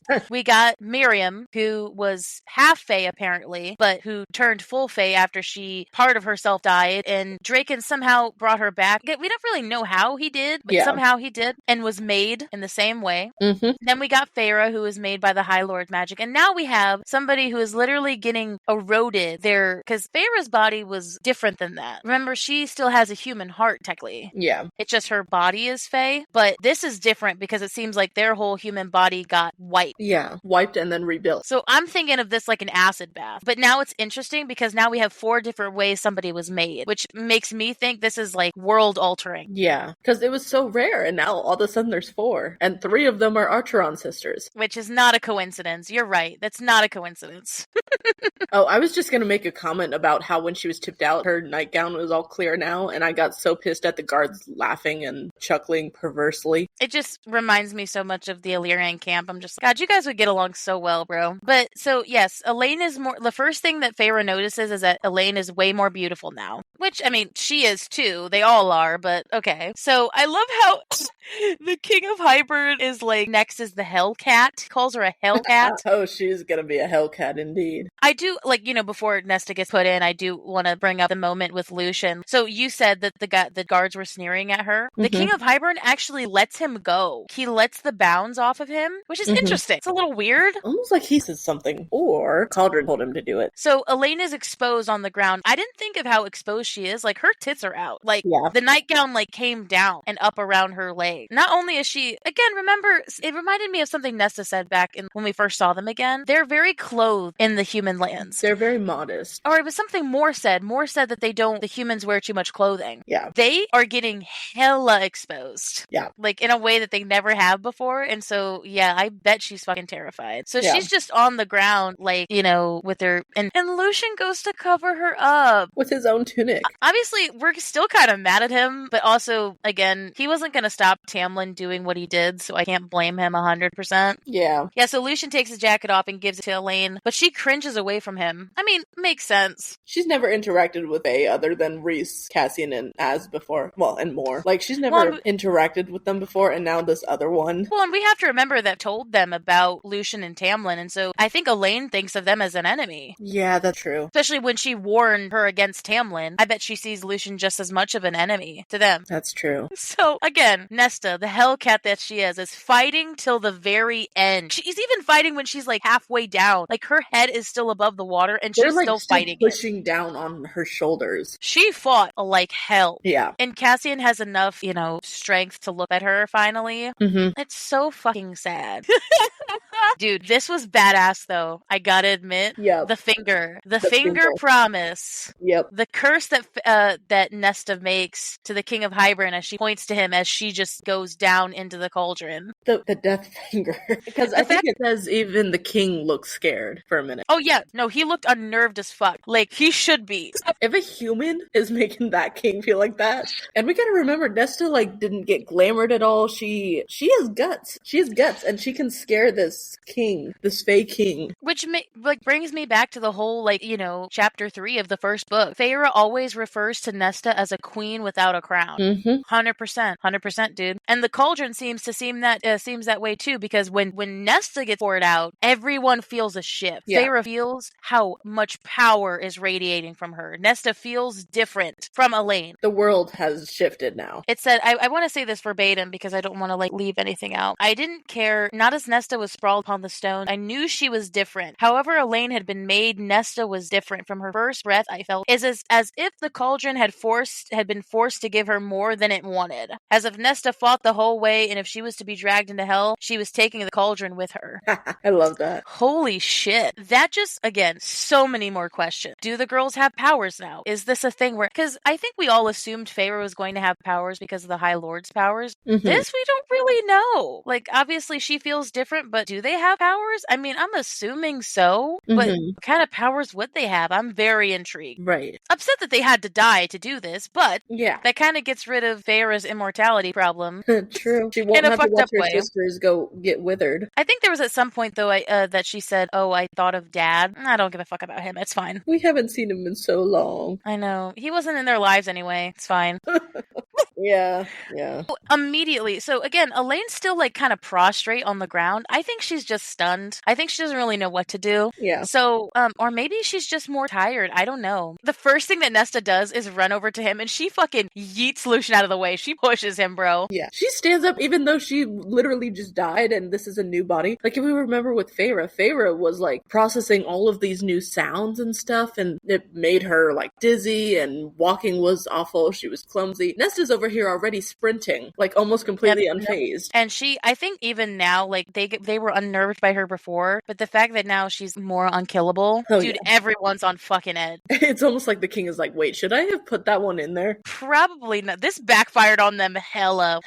So she's just get away from her, and so Elaine is slumped on the ground, and Cassian's still trying to make the way over to him. Poor baby. Poor boy, baby. So the surprises just keep coming, by the way. We're not done. done. Not even close. No. So as she's sobbing, Elaine looks over Nesta's shoulder and makes eye contact with Lucien. I love how it says, dark brown eyes met one of russet and one of metal. Dude, Elaine is Lucien's mate. Bro, what the fuck? The fact that it's funny to me, though, because, like, with Feyre and Rhys, it was literally like, Rhys found out and stumbled back and dragged it on. Lucien is just over here standing rigid of just like, you're my mate. Oh, I guess we're no hiding that. Great. I feel like you should have kept that to yourself. Yeah, probably. But honestly, I don't blame him for being surprised. I mean, yeah, not about the surprise thing, definitely. I don't blame him for that. He should have kept that to himself. Well, because I feel like that just makes it way more complicated, but like in an interesting way. Because I thought she was going to be with Azriel, and so it kind of. And again, I'm not saying that they're canon. Right. I'm just saying that in this moment when I read it first time, I was like, huh, Lucien, her? I mean, I guess. Yeah, because we were talking about, at that first meeting of that we were thinking 3 bad boys, 3 sisters, and since Cassian and Nesta seem to want to fight, we assume they want to go together. We ship it, and then obviously Rhys and Feyre. So who else left than Azriel and Elaine? So that is what makes sense. And then all of a sudden, there's this new complication of Elaine and Lucien, of all people, are mates. Another thing to explore, which I'm so excited to do so, which also is another like cliffhangery thing, but also I also ship Elaine and Azriel because she seems so comfortable with him. Like when they were talking, I mean, obviously there was a level of, oh, this guy kind of terrifies me, but I mean, I feel like we all think that, but like in a hot way. You know what I mean? Yeah. With Azriel in particular. So yeah, Nesta doesn't like that at all. She is no such thing. This ending is epic. It's iconic. I'm loving this whole thing, especially the first time I read it. This is what makes ACOTAR iconic. Again, the king is just commenting on shit. He's just like, interesting. It's like he's watching like you said earlier, he's watching a show or something. This is all entertainment. I totally see him if like this was a real world kind of thing. He's just sitting like in an armchair eating some popcorn, legs crossed, of just interesting. I wonder if those two are gonna get together. Yeah, like a fucking telenovela or something. Exactly. It's wild, bro. So obviously, like Feyre like gets sick on the ground. She throws up. I love how it's a ringing endorsement, right? The king's like, okay, step right up, ladies. Maybe you'll get a High Lord as a mate just as well. Maybe you'll find your mate as well. Also, slow your roll, by the way. Lucien isn't that powerful. Like, just calm down. I mean, he is a High Lord's son. But he's also 7th in line. That's true. But again, I shouldn't judge because apparently in the Fae world, the number doesn't matter. It's all about power. So I guess in that way, he could be a contender. But it's not likely at all. At least to my end. So after all this heartbreak, she's violently crying. She's like in tears. Rhys wants to make a bargain. Nope. Nope, babe, you ain't doing it this time. Nope. He is willing, this is Rhys's whole character, he's willing to make another bargain to get them all out of there, even if he has to, or die, or whatever. He's willing to do that. Bitch, you have a mate now. You can't do that now, babe. You can't do that. It's like, so, I know that's part of who you are, but fuck that. What's better than this is the fact that Feyre makes option C happen. I hate how she says it, though, like epic in the way of, I couldn't accept it, I couldn't endure it. They do not need me. She's willing to put her life on the line because she thinks that even now she thinks the inner circle didn't really need her for anything. They needed her to nullify the cauldron and she couldn't even do that. So there's a level of feel like, hey, she's not needed for the war effort, if that makes sense. So not true. Yeah, I beg to differ on that a lot. So this I needed to reread a couple times because I remember when I first read this, I was like, wait, what? What is happening? Is Rhys doing this to her? Is she doing this to herself? Wait, what's happening? So to explain, as she's reminiscing, she's thinking about the ring awaiting her. She's thinking of her sisters. She's thinking of the inner circle. Once the idea hit me, I was not afraid. What happens is the light from Helion's Spellcleaver, the High Lord of the Day Court. So remember back at the cabin, she glowed when she was happy with Rhys. She somehow figured out what that power was. And that she will glow for Rhys here. And yes, very much the theme of glowing for him, because how much she loves him and how much she doesn't want him to put himself in harm's way. Honestly, she's being really smart here. Honestly, this was kind of probably the best outcome that probably could have in their certain circumstance. She starts, a big explosion of white light. And so obviously Rhys knows what that is because he's worked with her powers. He knows. But everyone else thinks as she starts to play the part, as she's coming to, that she's putting on a show for them, that she finally broke through Rhys's power. But not only does she break through quote unquote break through Rhys's power. Her sunshine, because remember, he's called Helion Spellcleaver. Not just a name for show. She breaks through Hybern's ward that power. Just shatters. But Hybern doesn't know that. No. Whisper, whisper. Badass. So easy. So easy. I'm so proud of her, but what she does breaks my heart. It's so sad because Rhys didn't notice at first. Because again, they can't talk to each other in their minds, so he's just, okay, why the hell is she just turning to me and yelling? Why is she acting like I'm the monster? But then I think there was an immediate level of, oh my god, wait, what's happening? And then he knew it, and then it just made him even more sad. And he did the whole thing of he put his hands in his pockets! Which is, bro, as Favors mentioned, that's his favorite mask, of hands in the pocket, completely aloof, like not even caring. Yeah, that's where she knows he's putting the mask on. That's why. So she starts, like, you know, playing the part really well. She's like screaming. She's like, what happened? Where am I? Da da da. Like, what did you do to me? I can only imagine what's going through Moore's mind, though. I think they're all like, the fuck is happening? But Moore catches on pretty quickly. That's true. Which is a testament to their all's friendship, that they know what she's doing. Yeah. That also means they're fucking smart, which apparently everyone else in this room is a goddamn idiot. They've learned more about her in like the past 2 months or so than anyone in the Spring Court ever learned. 100%. So Feyre's trying to get stuff to Rhys's mind, but the thing is, remember Rhys said back when I think it was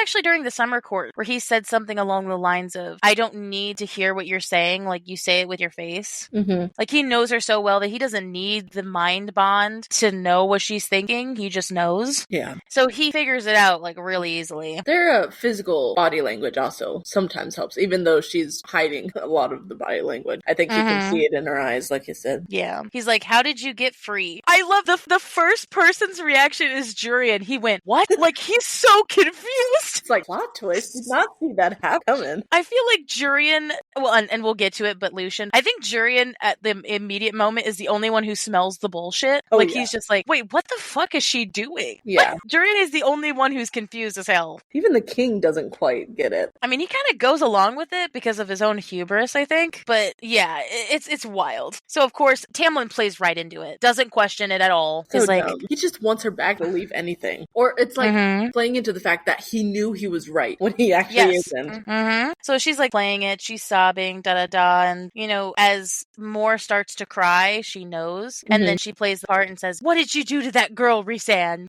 Oh, bro, it hurts my heart. And it's like, it hurts in a different way because it's like, obviously Moore sees what Feyre's doing and sees, you know, that Rhys is playing along there, but then also plays into the part of not knowing that Rhys, quote unquote, you know, manipulated Feyre. So it's like showing, oh no, all of a sudden there's discourse in the inner circle. They're weakened. Yeah. They're playing right into their hands, but yeah, they're doing good here, but it's also, I cried the first time I read this. Yeah. Definitely. So this is where it gets a little bit real. Feyre says, break the bond. And Rhys-Anne goes still as death. Because we're thinking she's talking about the mating bond. And she does. She says, break the bargain, mating bond. I don't care. Whoa. Can he do that? I mean, obviously we get to the end and, you know, we realize no, but... But there's also that fear of, wait, like, reason Rhys goes rigid is he's like, wait, is that, like, actually possible, though? Because they don't really know. Because they thought it was impossible to break, a normal magic bargain. So, yeah, it's what? The fact that he says no. He stops playing the part for a little bit. He's, no. He's like, baby. He's just like, no, don't do that, please. So, Feyre does beg for them. She's like, okay, if you do this, stop death. I don't want anyone else to die here. So, she's kind of making her own bargain in a way. Yeah. She's willing to save the Court of Dreams, even though she's putting herself in a really terrible position. I love how, like, Tamlin doesn't give a shit that they're mates. He's just, which goes against everything he stood for in the first book. He was just like, mates are above all else, da da da. And it's like, as soon as he doesn't get one, he's like, oh, well, mates don't mean anything anyway. Like, it's infuriating, and this whole thing breaks my heart. And it's like, Feyre is doing whatever possible to save her court and her mate. Because they just need to get out of there alive, and then we can figure it out from there. Yeah. This is the best case scenario. Sucks. Yeah. I love how, like, Tamlin has some dig at Rhys, though, as they're walking. He's just like, you know, she's mine, and one day I hope she comes and tears you apart. It's like, honey, I think that's going to be the other way around. Just, like, letting you know.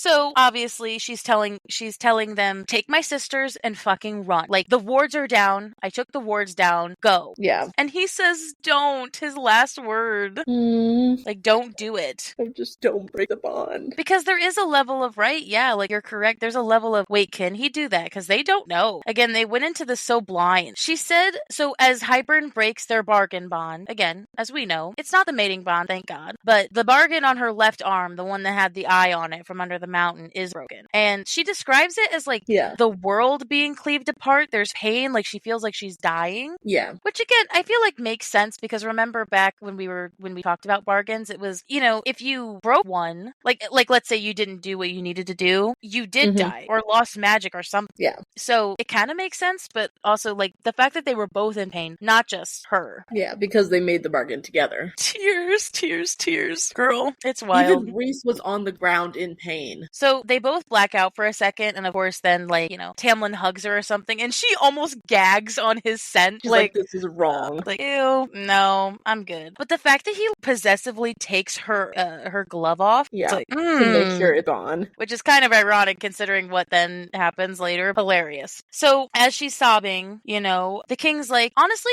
the king didn't double cross them. He's like, okay, you're free to go, Rhysand. You know, the wards are down. Or he said, Asriel's bloodbane is gone. Which is good. Good thing he didn't have to leave with the bloodbane in him. I mean, that was their main concern. But I love how when she looks at them, she looks at the court one last time with love in their faces. And tries to show how much she loves them. Because we don't really know how long she's going to be gone. I mean, I assume for, like, a good portion of the next book, but, like, I'm assuming a certain level of gone for a while. Yeah. Or, you know, I guess she is, like, leading into certain death, right? Because she could die at any moment outside of their walls, so you might as well look at, but...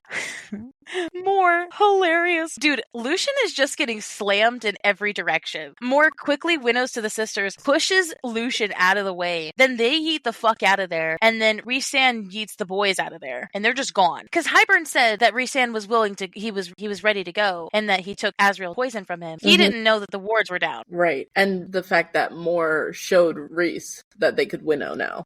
He's telling him, now's the time. Let's fucking go. Now's your chance. Because even he was stumbling because he didn't want to leave her. Yeah. He really didn't. The fact that he is always so willing to sacrifice himself for his court, and he was worried that, like, no one would ever love him. And then here comes Feyre, who's sacrificing herself for him, for his court, for her court. Because he has done enough sacrificing. He has done enough. That is a good way to put it. He has done enough, and he finally found someone who he deserves. And honestly, just as. Self-sabotaging as he is. True. So, of course, they're gone. Hybern's scrambling, which is funny. He's supposed to be smart, and he's like, I wonder how the wards got down. I don't know. Maybe it was the blinding light. I love how he doesn't even know what happened. No. Well, because before she broke through the spell, not the wards. Right. That's what I needed to remind myself. Like, he didn't think that she could break through his wards. How would a little, woman do that? How would a little girl do that? Also, I love how no one gives a fuck about Lucien. Like, Lucien's made it all. He's like, we gotta get her back. And, like, Tamlin doesn't give a fuck. He's like, nah, I got what I wanted. He's like, yep, we're going. Screw your mate. We're gone. I don't love, but the fact that they're, like, all concerned, or they're concerned, the fact that Lucien is so concerned that these beasts of Illyrians are going to hurt Feyre's sisters. Oh my god, yeah, what Jurian says, he's like, you know what they do, or what Illyrian bastards do to people up in those camps? Yeah, treat them really nicely to some very nice dinners. Understandably, though, Jurian isn't kind of wrong about that. Like, yeah, Cassian and Asriel are very outside of the norm. That's true. I guess, yeah, most Illyrians would. I'm not saying I'm giving Jurian a pass here. I'm just saying he's kind of not wrong. At least that's probably how it was when he was alive. Oh, guaranteed. I 100% bet Rhys's dad didn't give a shit. Yeah. Ew, the fact that he said you won't have a mate, at least one that's useful. Ew. Like, I know you were, like, dead 500 years ago, but we don't women like that anymore, bro.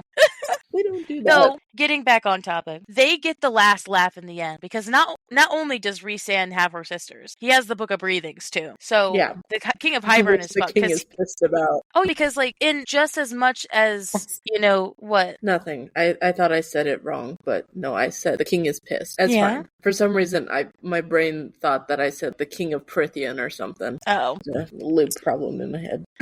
Obviously, they get the last laugh there in terms of that. Mm-hmm. Because Because again, like I said before, the Book of Breathings can nullify the cauldron, yes, but it probably could also wield the cauldron too. In more ways than one. Yeah. Depends on who's holding it. I love how Lucian knows. He can tell. He's smart as hell. Immediately. He knows that she's not to be trusted. No. Because immediately she goes from like this sobbing mess to calling Jurian like a fucking he's a hideous prick. Like, okay, that's a really big tonal shift, dude. Like yeah. So obviously, apparently, because Feyre can wield the book, maybe only made people can wield the book. I don't know. It kind of made it seem like that, but Amren could. So he says he expects her presence back when the book is retrieved. If you think that's going to happen. So obviously, the last thing we hear Feyre say at the end of chapter 67 is, "I will light your pyres myself for what you did to my sisters." Doesn't sound like someone who's too scared to be there. No. 100%. Like, I love how Tamlin doesn't see this at all. No. The fact that Lucian is the only one who sees it is baffling to me. It's just disappointing, Everyone else Tamlin. Yeah, we had so much hope for you, and now it's diminished. Yep. So that happened. This was so cool. This was such a cool part on Feyre. Sorry, I keep saying Feyre. On Sarah's part so chapter 67 ends, and we're going to chapter 68. We're getting Rhys's perspective for the first time, and his first POV. I was not expecting it. It actually made me very happy, even regardless of the fact that I'm still reading this the first. If I'm still reading this the first time, I was super emotional, and then all of a sudden we're in Rhys's point of view, and it's like, wait a minute, wait, what? Yeah, because now they're split up now, and now we're getting the aftermath of Rhysand showing up in the townhouse. So they go to the townhouse foyer, and Amren is there waiting for them. Yeah, what the fuck happened? Because Cassie and Azriel just like fucking plop on the floor, and she sees them like prostrate, covered in blood. Ooh, this was cool. I didn't even notice this detail, but so Amren's first thing that she says is, "Where is she?" Yeah. The fact that Amren cares so much about Feyre being back as well. Cassie and Azriel are like almost dying on the floor, and her first question is, "Where is her? Where is she?" Yeah, it's very much she does a head count of who's there, and I mean, I'm sure part of it is who's breathing, and she sees that Azriel and Cassian are breathing, but in her head count, she's like, wait, we're missing one. Where the fuck is she? Feyre's a part of the inner circle now, and even more so after we learn what we fucking learned. And the fact that Amren, though, cares. This little ancient mean one cares about Feyre. And again, I think that was such a good thing on SJ's part about bolstering that relationship, because, you know, Feyre bringing Amren blood and whatever, and them having their little moments together. I feel like this is one of SJM's best character novels, which is something we talked about with Melody a lot. I think, the story is great, but there's a level of character connection that she just does so fucking well in this book. Yeah. And most of her other ones. So obviously she starts, even though she's questioning, she starts healing Azriel up as much as she can. Which cool that she has healing magic. I feel like she can manifest whatever. That's true. I feel like she can just this level of manifesting magic in a way that suits her. So more Winnow's back. Apparently dropping her sisters off somewhere. I mean, I'm assuming at the House of Wynn. Yeah. Because somewhere safe, but also nearby. It's warded. Probably the safest place for them, honestly. And they can't wander off either. True. So Moore gives Amren the recap. You know, Tamlin's a snake. Feyre did what she could. The sisters got put into the cauldron. Oh my god. Amren just takes everything well. That answers my question about how it went. Yeah. We couldn't do nothing as they turned. He had us by the balls. Of course, way of saying it. Yeah, so she pretended that she hated us, told him she'd go, but only if the killing stopped and we were free. So yes, Amren confirms to us, which I think we all knew. You know, she confirms it because everybody was questioning it. Even the King of Hybern cannot break a mating bond. That goes above every natural law they have. Yeah. Only the mother could probably do that. Yeah. And part of me would like to think that even the mother would find it difficult to do it because the mother made mating bonds to be strong. Yeah, very much so. Which it makes it so interesting about how Lucian is bonded to Elaine, because Lucian doesn't seem to have that much power. Maybe he has more power than we know about. Again, another reason why there's so many unanswered questions by the end of this book. Right. Yeah, it's like, Amren's like, go get her now. Go get her. First off, I want to say, I love how she says, get her back. Because the thing is, Rhys probably could. Like, he probably could have snatched her back up from Spring and been in and out easily. But Rhysand hesitates. Because even though I agree with the girls here, there is a level of her spying is actually probably going to be good for them because they need to know. Yeah, it is. They do. Even though they don't like it, it's... I mean, yeah, because if we're remembering, Azriel's spies in the Spring Court were cut off completely. So, and especially now that Tamlin is letting Hybern into the Spring Court. So she's planning on destroying them from within. Badass. I'm so fucking thrilled. So the surprise surprises, again, are not yet over. So remember when in the last episode when they said they wanted to do something interesting? Well, here's the something interesting. That night when he gave her the ring and told her, let's push it even further. She is my mate and my spy and is the High Lady of the Night Court. What? Bro. I was shocked first time. I was like, okay, I've been shocked by everything up until now, but this surprised the fuck out of me. I was like, ho, ho, ho, ho. First of all, I thought there couldn't be High Ladies. Second of all, I know he told us there could be, but how did that happen? When did that happen? Third off, it happened the night before. So they knew going in. I love how she wore gloves because, again, I don't think we were thinking about what she was wearing the whole time. It's funny that Tamlin took off the one glove, didn't take off the other one, because the other one now has a tattoo of her High Lady status. Yep, the twin to the one of their bargain. Which now is gone, but it is so fucking cute that he's like, I didn't want her to just be my wife or like my mate. I want her to be my equal in every way. His queen. It's so cute though, like when the way that he says it specifically is like, last night when we crept out, found a priestess, and I swore her in as my High Lady. That whole like idea of like sneaking out with the love of your life to do this thing that ingrains her into your family. It's like almost like eloping or something. Everybody thinks you guys are crazy, but there's this level of cuteness to it. Yeah, but also that he swore her in as High Lady, not not necessarily. I mean, we don't know details about it of her if she asked to be High Lady or whatever. We can only imagine if he's like, hey, do you want to become my High Lady? And she's like, wait, what? Like, we can only imagine that. I think there was also the foreshadowing of her saying my city and her stuff. Like, the possession of it was a level of, now they're my responsibility now. Yeah. Not just the inner circle, but specifically that, bro. So, of course, Moore is pissed. She's like, so we just sent our High Lady into enemy territory? It's like, you're telling me my High Lady is behind enemy lines, and you're just sitting here and fine with that? I love how it does show he does feel a glimmer of the bond. Obviously, it's kind of shuttered sense because they're suppressing it so that it doesn't be because even if they're not in the same place, they can still smell the mating bond on them. It's not, but the fact that they're suppressing it is a testament to their own power. And the fact that they still have to suppress it like from so far away. The distance, I think, helps. That's true. But also the distance is another testament to how strong their bond actually is. Other than the fact that we haven't really seen too many other mating bonds, but it seems different the fact that they can still feel that mating bond even from opposite ends of Prythia. Right. Is it bad that the first thing I thought of when I read this the first time when I was, God, their makeup sex is going to be good. When they finally get back at their account, I was, it's really going to be good. That's going to be passionate love me. Yes. Anyway, sorry. This epicness of the last line of the chapter, though, is Amren says, what of the cauldron of the book? What until then? Rhys says, until then, we go to war. Aka war, da da da. Fucking hilarious. Hilarious. Because then we get Feyre's perspective at the end, right? So chapter 69, nice. Nice. Sarah did that on purpose. 100%. Because this book is a lot of sex, and she's just like, yeah, let's make the Akamat book 69. And of course, make the chapter 69 not about sex. Yes. So yes, we go back to Feyre's perspective. She's back in the spring court, and I love this description that she gives of how suppressive it is and how much she's outgrown it. Like how quiet it is compared to the streets of Valaris, or there's that window I tried to get out of. Yeah, it's like, and that's where I almost, I almost suffocated myself to death. And that's where he blew up the study with me in it. But also the level of how she felt like spring court was so big at first when she got into it. Now it's like, it's not. Yeah. It's so small. Feels so small. Yeah. She's such a good liar, by the way.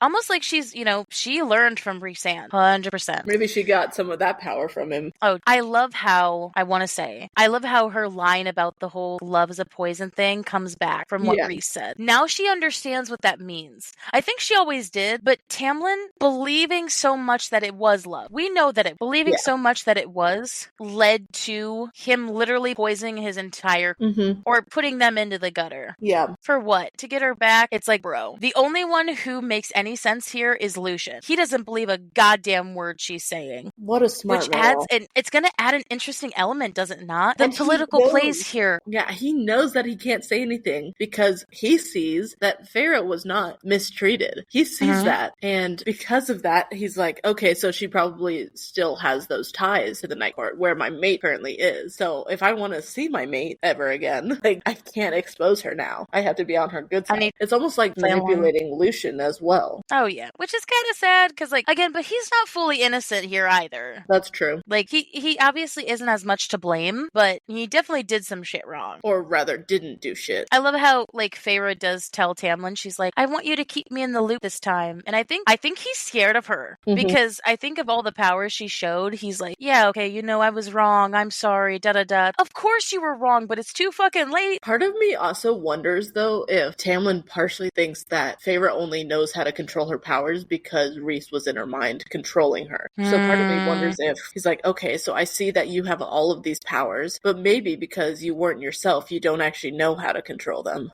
It just made me think. That's why I, like, rushed into the third book when I read this the first time, because I was, oh my god, this just got so much more interesting. The political plays, the power plays, like, bro, this is insane. So Tamlin turns around, and as they're walking in, she gives, like, Lucien a sly smile and says something about Lucien looked at her like, it looked like he looked at her like a fox being led into the chicken. Yeah, like he knew that they were letting a fox into the coop. And so Tamlin unwittingly led the High Lady of the Night Court into the heart of his territory.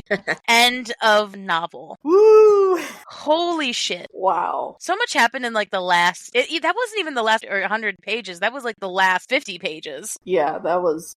so many plot twists in this whole section. But it didn't feel rushed to me, if anything. No. It felt, like, perfectly executed. Yeah. Like, I don't say that too often. Like, okay, here's a plot twist. Okay, I'm starting to kind of understand and get past the initial shock. Oh, here's another plot twist. Perfectly paced to where you just barely started to get over that first shock before another thing was thrown at you. So, obviously, before we get to our last section, what did you think overall of the ending? Blown away in many ways. I was completely shocked. I was distraught. I was confused and angry and very emotional. It was a wide range of emotions. I very much hated Tamlin. I hated Ianthe even more. I was concerned and also curious about the sisters and what the hell would happen with them. Yeah. And then just the whole idea of the setup of just the High Lady of Night Court is now pretending it back in the Spring Court. Probably gonna go back to pretend to be more docile, which we know she isn't. Yeah. So that whole thing, and we found a new drop of information that Lucien and Elaine are mates. So I'm curious to see how that develops in the next book. Because again, I think we have to remember, I think I've said by Ace about how epic I found this end of section. So I think we have to, especially reminding the audience, when these books were first written, this was going to be the end. The third book was going to be the end of the series, and that was going to be it. So again, we have to remind ourselves that this was going to be the last. War was going to be the third book, and then that was going to be, but honestly, we know Sarah. Obviously, knowing where this series goes, there's going to be, there was a novella, and then there's Silver Flame, and then there's going to be 2 more main books and 2 more novellas. So this story is far from over. But there was a level of finality with the third book that there is. And so I was thinking, again, another book of setup, but we're already established in the world now, so everything in ACOWAR is just going to be, event after event. Yeah. Because now we have everything. Similar to how this last chapter and like a bit of last episode as well was of like, now it's event after event after event, and it's only going to continue like that in ACOWAR. Because now we know everybody now. We know everybody's motivations. We're going to get some, later. There's a level of, there's more transparency to what's going on. Yeah. So yeah, I definitely found this epic. This is why it's one of, at least probably, Silver Flame is probably second, but this is probably like my top of the series. Yeah, definitely my top book. They're all really good. They're all like tied at 2 and 3, but this is number 1. Yeah, so wow, we made it to the end, guys. This is amazing. So we finally made it to the end of this section. So take it away, Liesl. Yes, so now I guess technically this will be our last little section here. It is time for Tally's Corner. Let's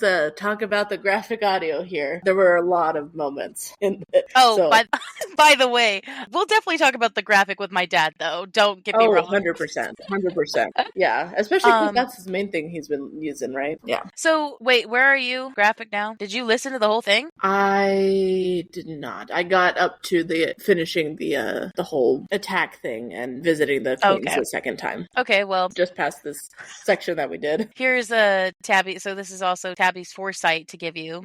Yep. So going back, like chapter 61 all the way back. So again, like, normally my main hits with the graphic is that everybody's like doing such an excellent job. I think what upheld in this section more so was the sounds and the music. The music the whole time was on point with the feeling, but it also never strayed too far that I thought it was overpowering. That's a good balance. Because I know sometimes, I mean, even in graphic audio sense, with some of their audiobooks, there definitely was like specifically in Fourth Wing, there was one moment where I was like, oh, the music is way too loud here. It's kind of ruining the moment here. But so again, even I don't think graphic audio is perfect all the time. I will say that ACOTAR was probably closest to perfection I've seen. But yeah, it hit at every moment. It was cool. I will say in chapter 61, when the Book of Breathings is talked to her, the two halves of the Book of Breathings is talking to her. Remember, because there's two halves of it. There's like the crazy half, and then there's the sane half, I guess. Like whatever. But it made it, one was crazier than the other. The juxtaposition between them talking at the same time and them having each a moment talk was crazy. It was actually pretty cool. That is cool. Scary, but cool.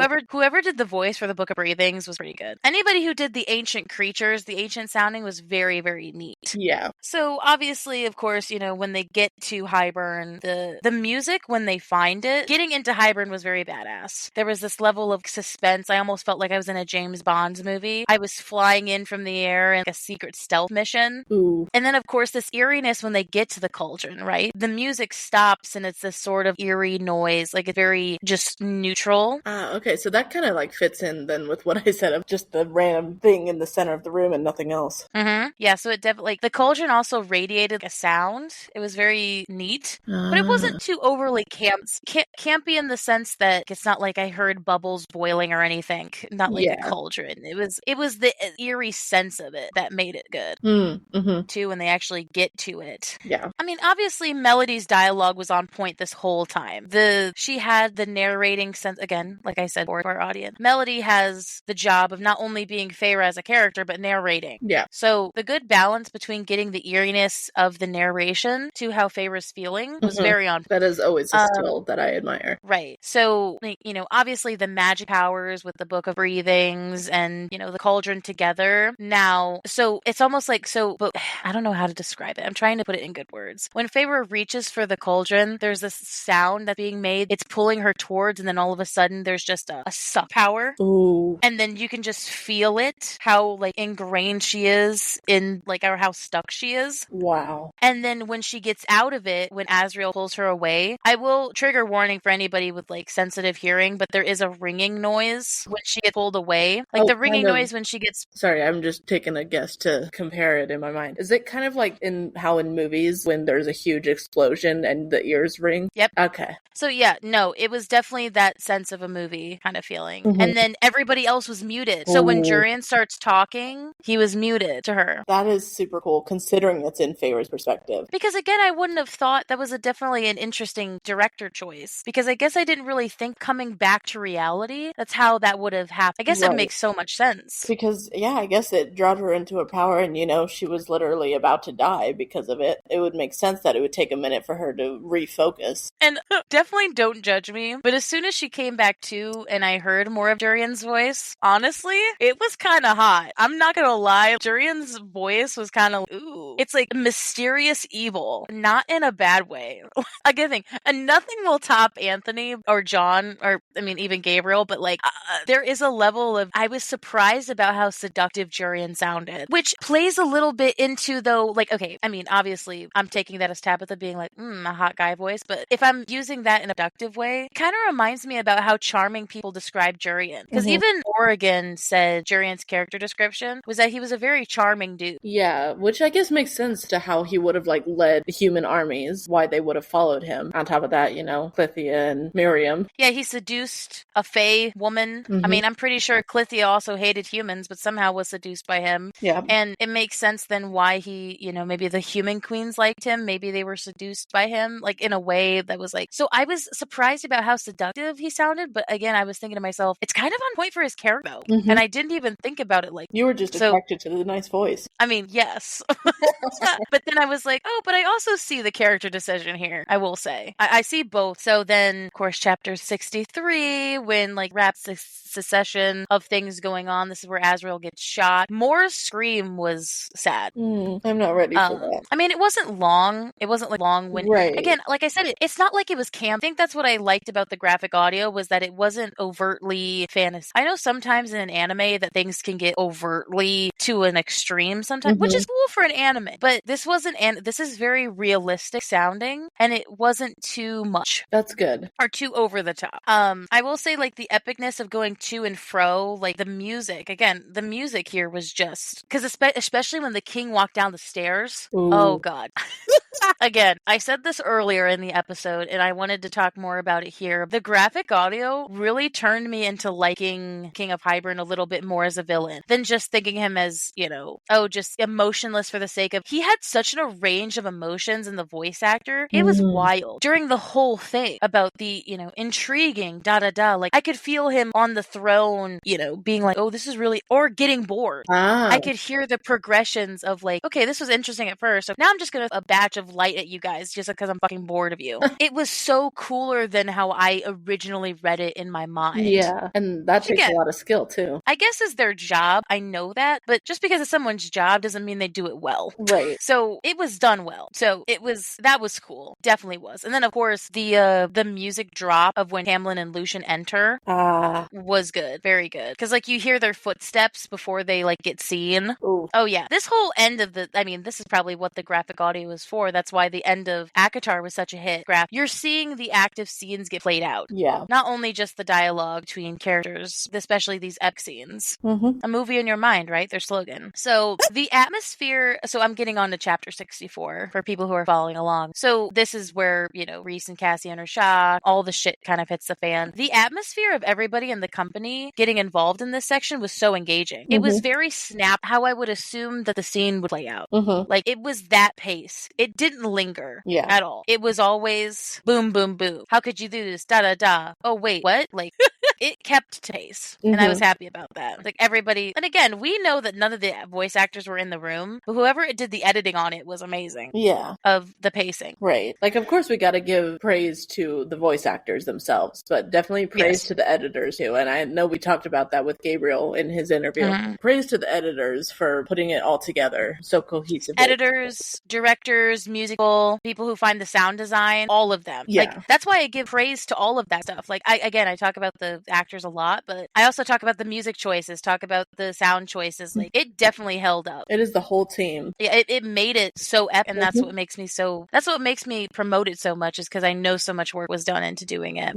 Yeah, but I did like how, or I think maybe it was because they were in the throne room, but their voices were also a little echoey. Because remember, it's described as a very like echoey place where it was very empty with no furniture. Yeah, it makes sense if they were echoed. Hearing the bunch of feet that come in when all the like sisters and the queens come in and everybody, like, it's almost like a stampede was coming. Just hear a bunch of people coming. It's like, wait, who are they? Oh shit, God. I think this is where it got really. I mean, obviously it was getting better, but here's where I had more points. So chapter 65, Nesta and Elaine are exposed. Da da da. At the top, hearing Melody's raw narration of all the stuff she's thinking of with the sisters and how much she's failed, and all of this level of raw emotion going on was like almost putting me into tears before even anything happened. She did it so well. Who also did a really good job was Nesta and Elaine. Bro, they were fire. Elaine's quiet sobbing versus Nesta's very loud the entire time. But again, it wasn't too much. Like, obviously it happened when it needed to happen. It wasn't like Nesta was constantly in the background as they're monologuing. Right. It was definitely in instances. That's good. That's good. Yeah, I was going to ask about that, like what their sounds were, and if there were like physical sounds of like Nesta fighting against the guards. Yes, there was. When she gets pulled up specifically, yes. You hear like the fabric, and like you even hear like guys struggling.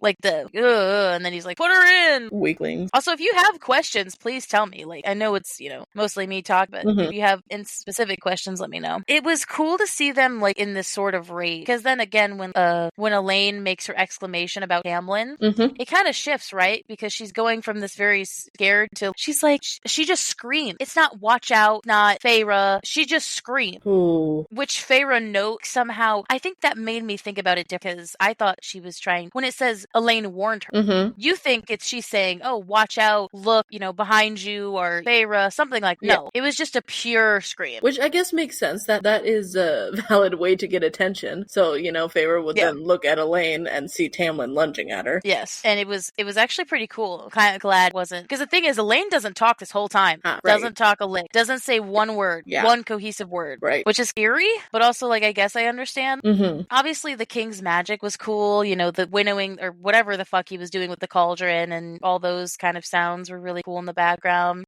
What killed me, though, was Jon. Dude, Jon made me so sad. Specifically for listeners, again, if you don't remember Cassian, that is Cassian's voice. Yes. I've been trying to do better at that. Jon Vertillo, the guy who does Cassian's voice, the cries in pain and the struggling noises he made.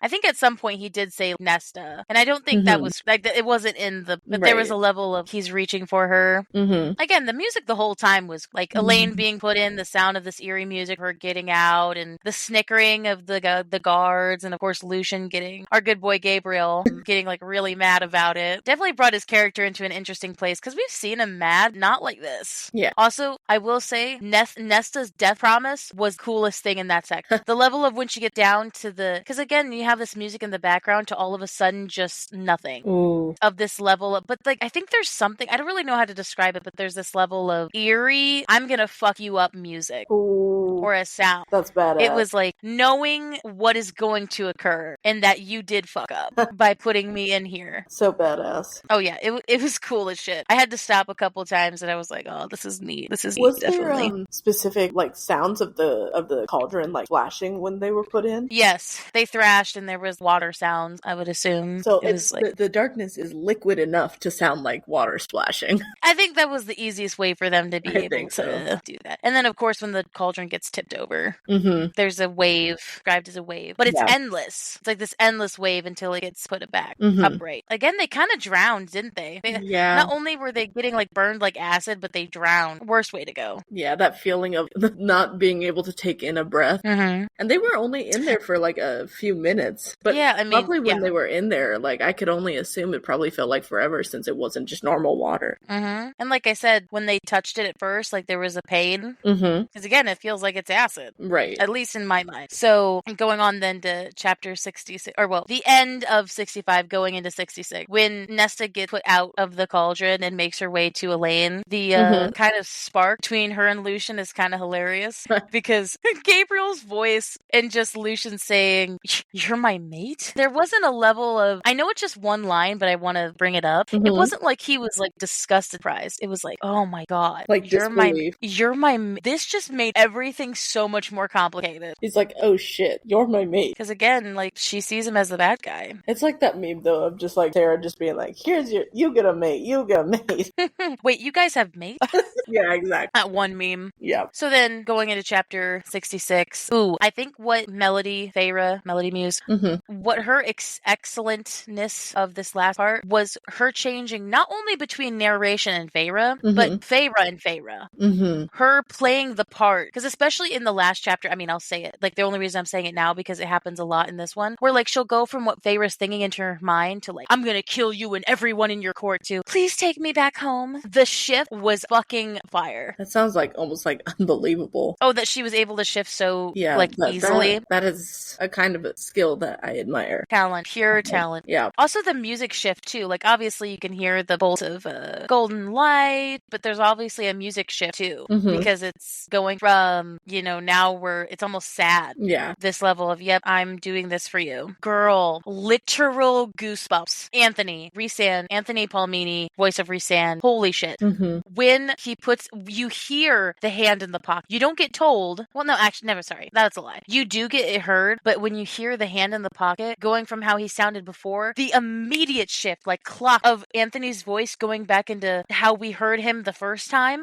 Not the there you are, I've been looking for you, but the how did you get through my wards? The very suave, charming kind of guy. It was textbook, the same as Under the Mountain. It gave me goosebumps, wow. Bitch. I was like, oh my god, Anthony. Wow.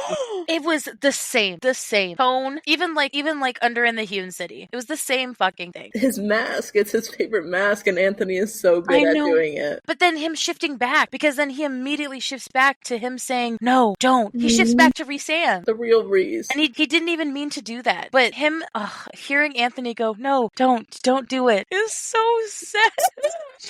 Baby. Even more lying was hard. She's like, what did you do to that girl? Oh, dang. Yeah, it was wild. It was like really good. For Moore to have to like say that line though again, like to accuse Rhys of doing something and then also calling Feyre that girl. Yeah, showing how much that they don't really mean to each other. Or like saying like that they didn't like know much about Feyre, just that Rhys brought her home or something. I think another part that killed me about Melody's performance in specific, I think I had a different... So when I first... Okay, let me back up for my thoughts. When I first read this, I thought she was sobbing because, like, she's playing a part, right? Like, she's sobbing because, you know, she's, you know, playing the role as the frightened woman. Yeah. I don't know what it was in a change of tone or how Melody did it, but there was a level of when I listened to it, she's crying because she's sad to leave them. I mean, I thought that's like what it was originally. It is. That wasn't how I initially took it, but the graphic made me see it in a different way that I didn't interpret it before. Good for you that you saw it that way immediately. I mean,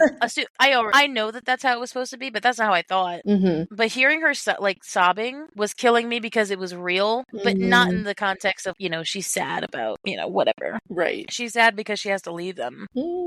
So then, yeah, of course, I think really the only thing that happened in chapter 67 when their bond was broken apart, hearing them both scream was wild. And hearing like the world cleave apart, there was like a rip. And then, of course, them both blacking out. There was, I don't really know how to describe it, but there was like a really good music at the top of this chapter of like, okay, this level of victory. Because again, like the music was sad before, but you know, as soon as she starts talking and like, you know, King's like, how did they get through the wards? Da da da. Like, where's the book of breathing? There's a level of music that's like a victory sound. It's like a sad victory, probably, right? But not overly joyous, yeah. But it's a level of, it's almost like kind of like cocky eyebrow wave. It's like, you thought, bitch. Like, you may have won the battle, but like you suffered some casualties and we're gonna win the war. 100%. So then, of course, Rhysand's chapter 68. Obviously, hearing Anthony do any perspective, it was like honey to my ears, bro. I mean, I love Melody, but you got a whole chapter of just Anthony. I was like, I think we even told him during our interview, like, listen to a 28-hour audiobook of just him. So hearing him talk was beautiful. Lovely. Also, the music was sad, but it was definitely good for the moment of this level of defeat. And of course, this level of everybody's hurt. And Amren's like, ooh, Amren, girl, spot on. The immediate panic of her voice, like, where is she? Oh. Because then it got more mad as soon as she kept asking. She's like, where is she, Rhysand? Using his full name. I mean, okay, Amren always uses his full name, but... Yeah, it was so good. And then, of course, more coming in, and her monologue was so exhausting. It was so good.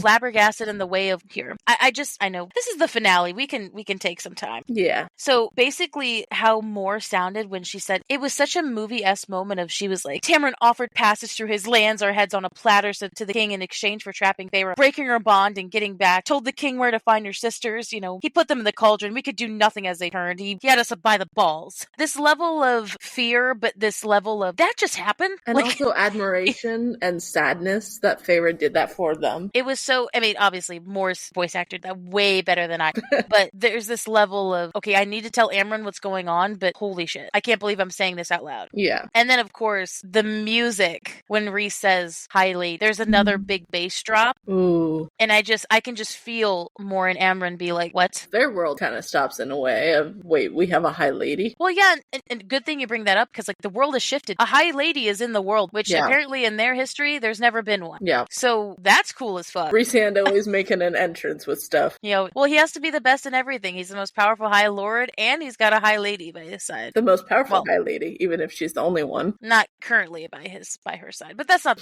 So then, of course, the end of the chapter was fucking epic. From him saying, you know, the very gravelly male voice of, my mate's gonna rip the spring court apart, to Amren. Amren kind of almost really, not sad, but kind of like, I don't really know what to do. She's like, what about the cauldron? What do we do now, Rhysand? To him being like, dun dun dun, we go to war.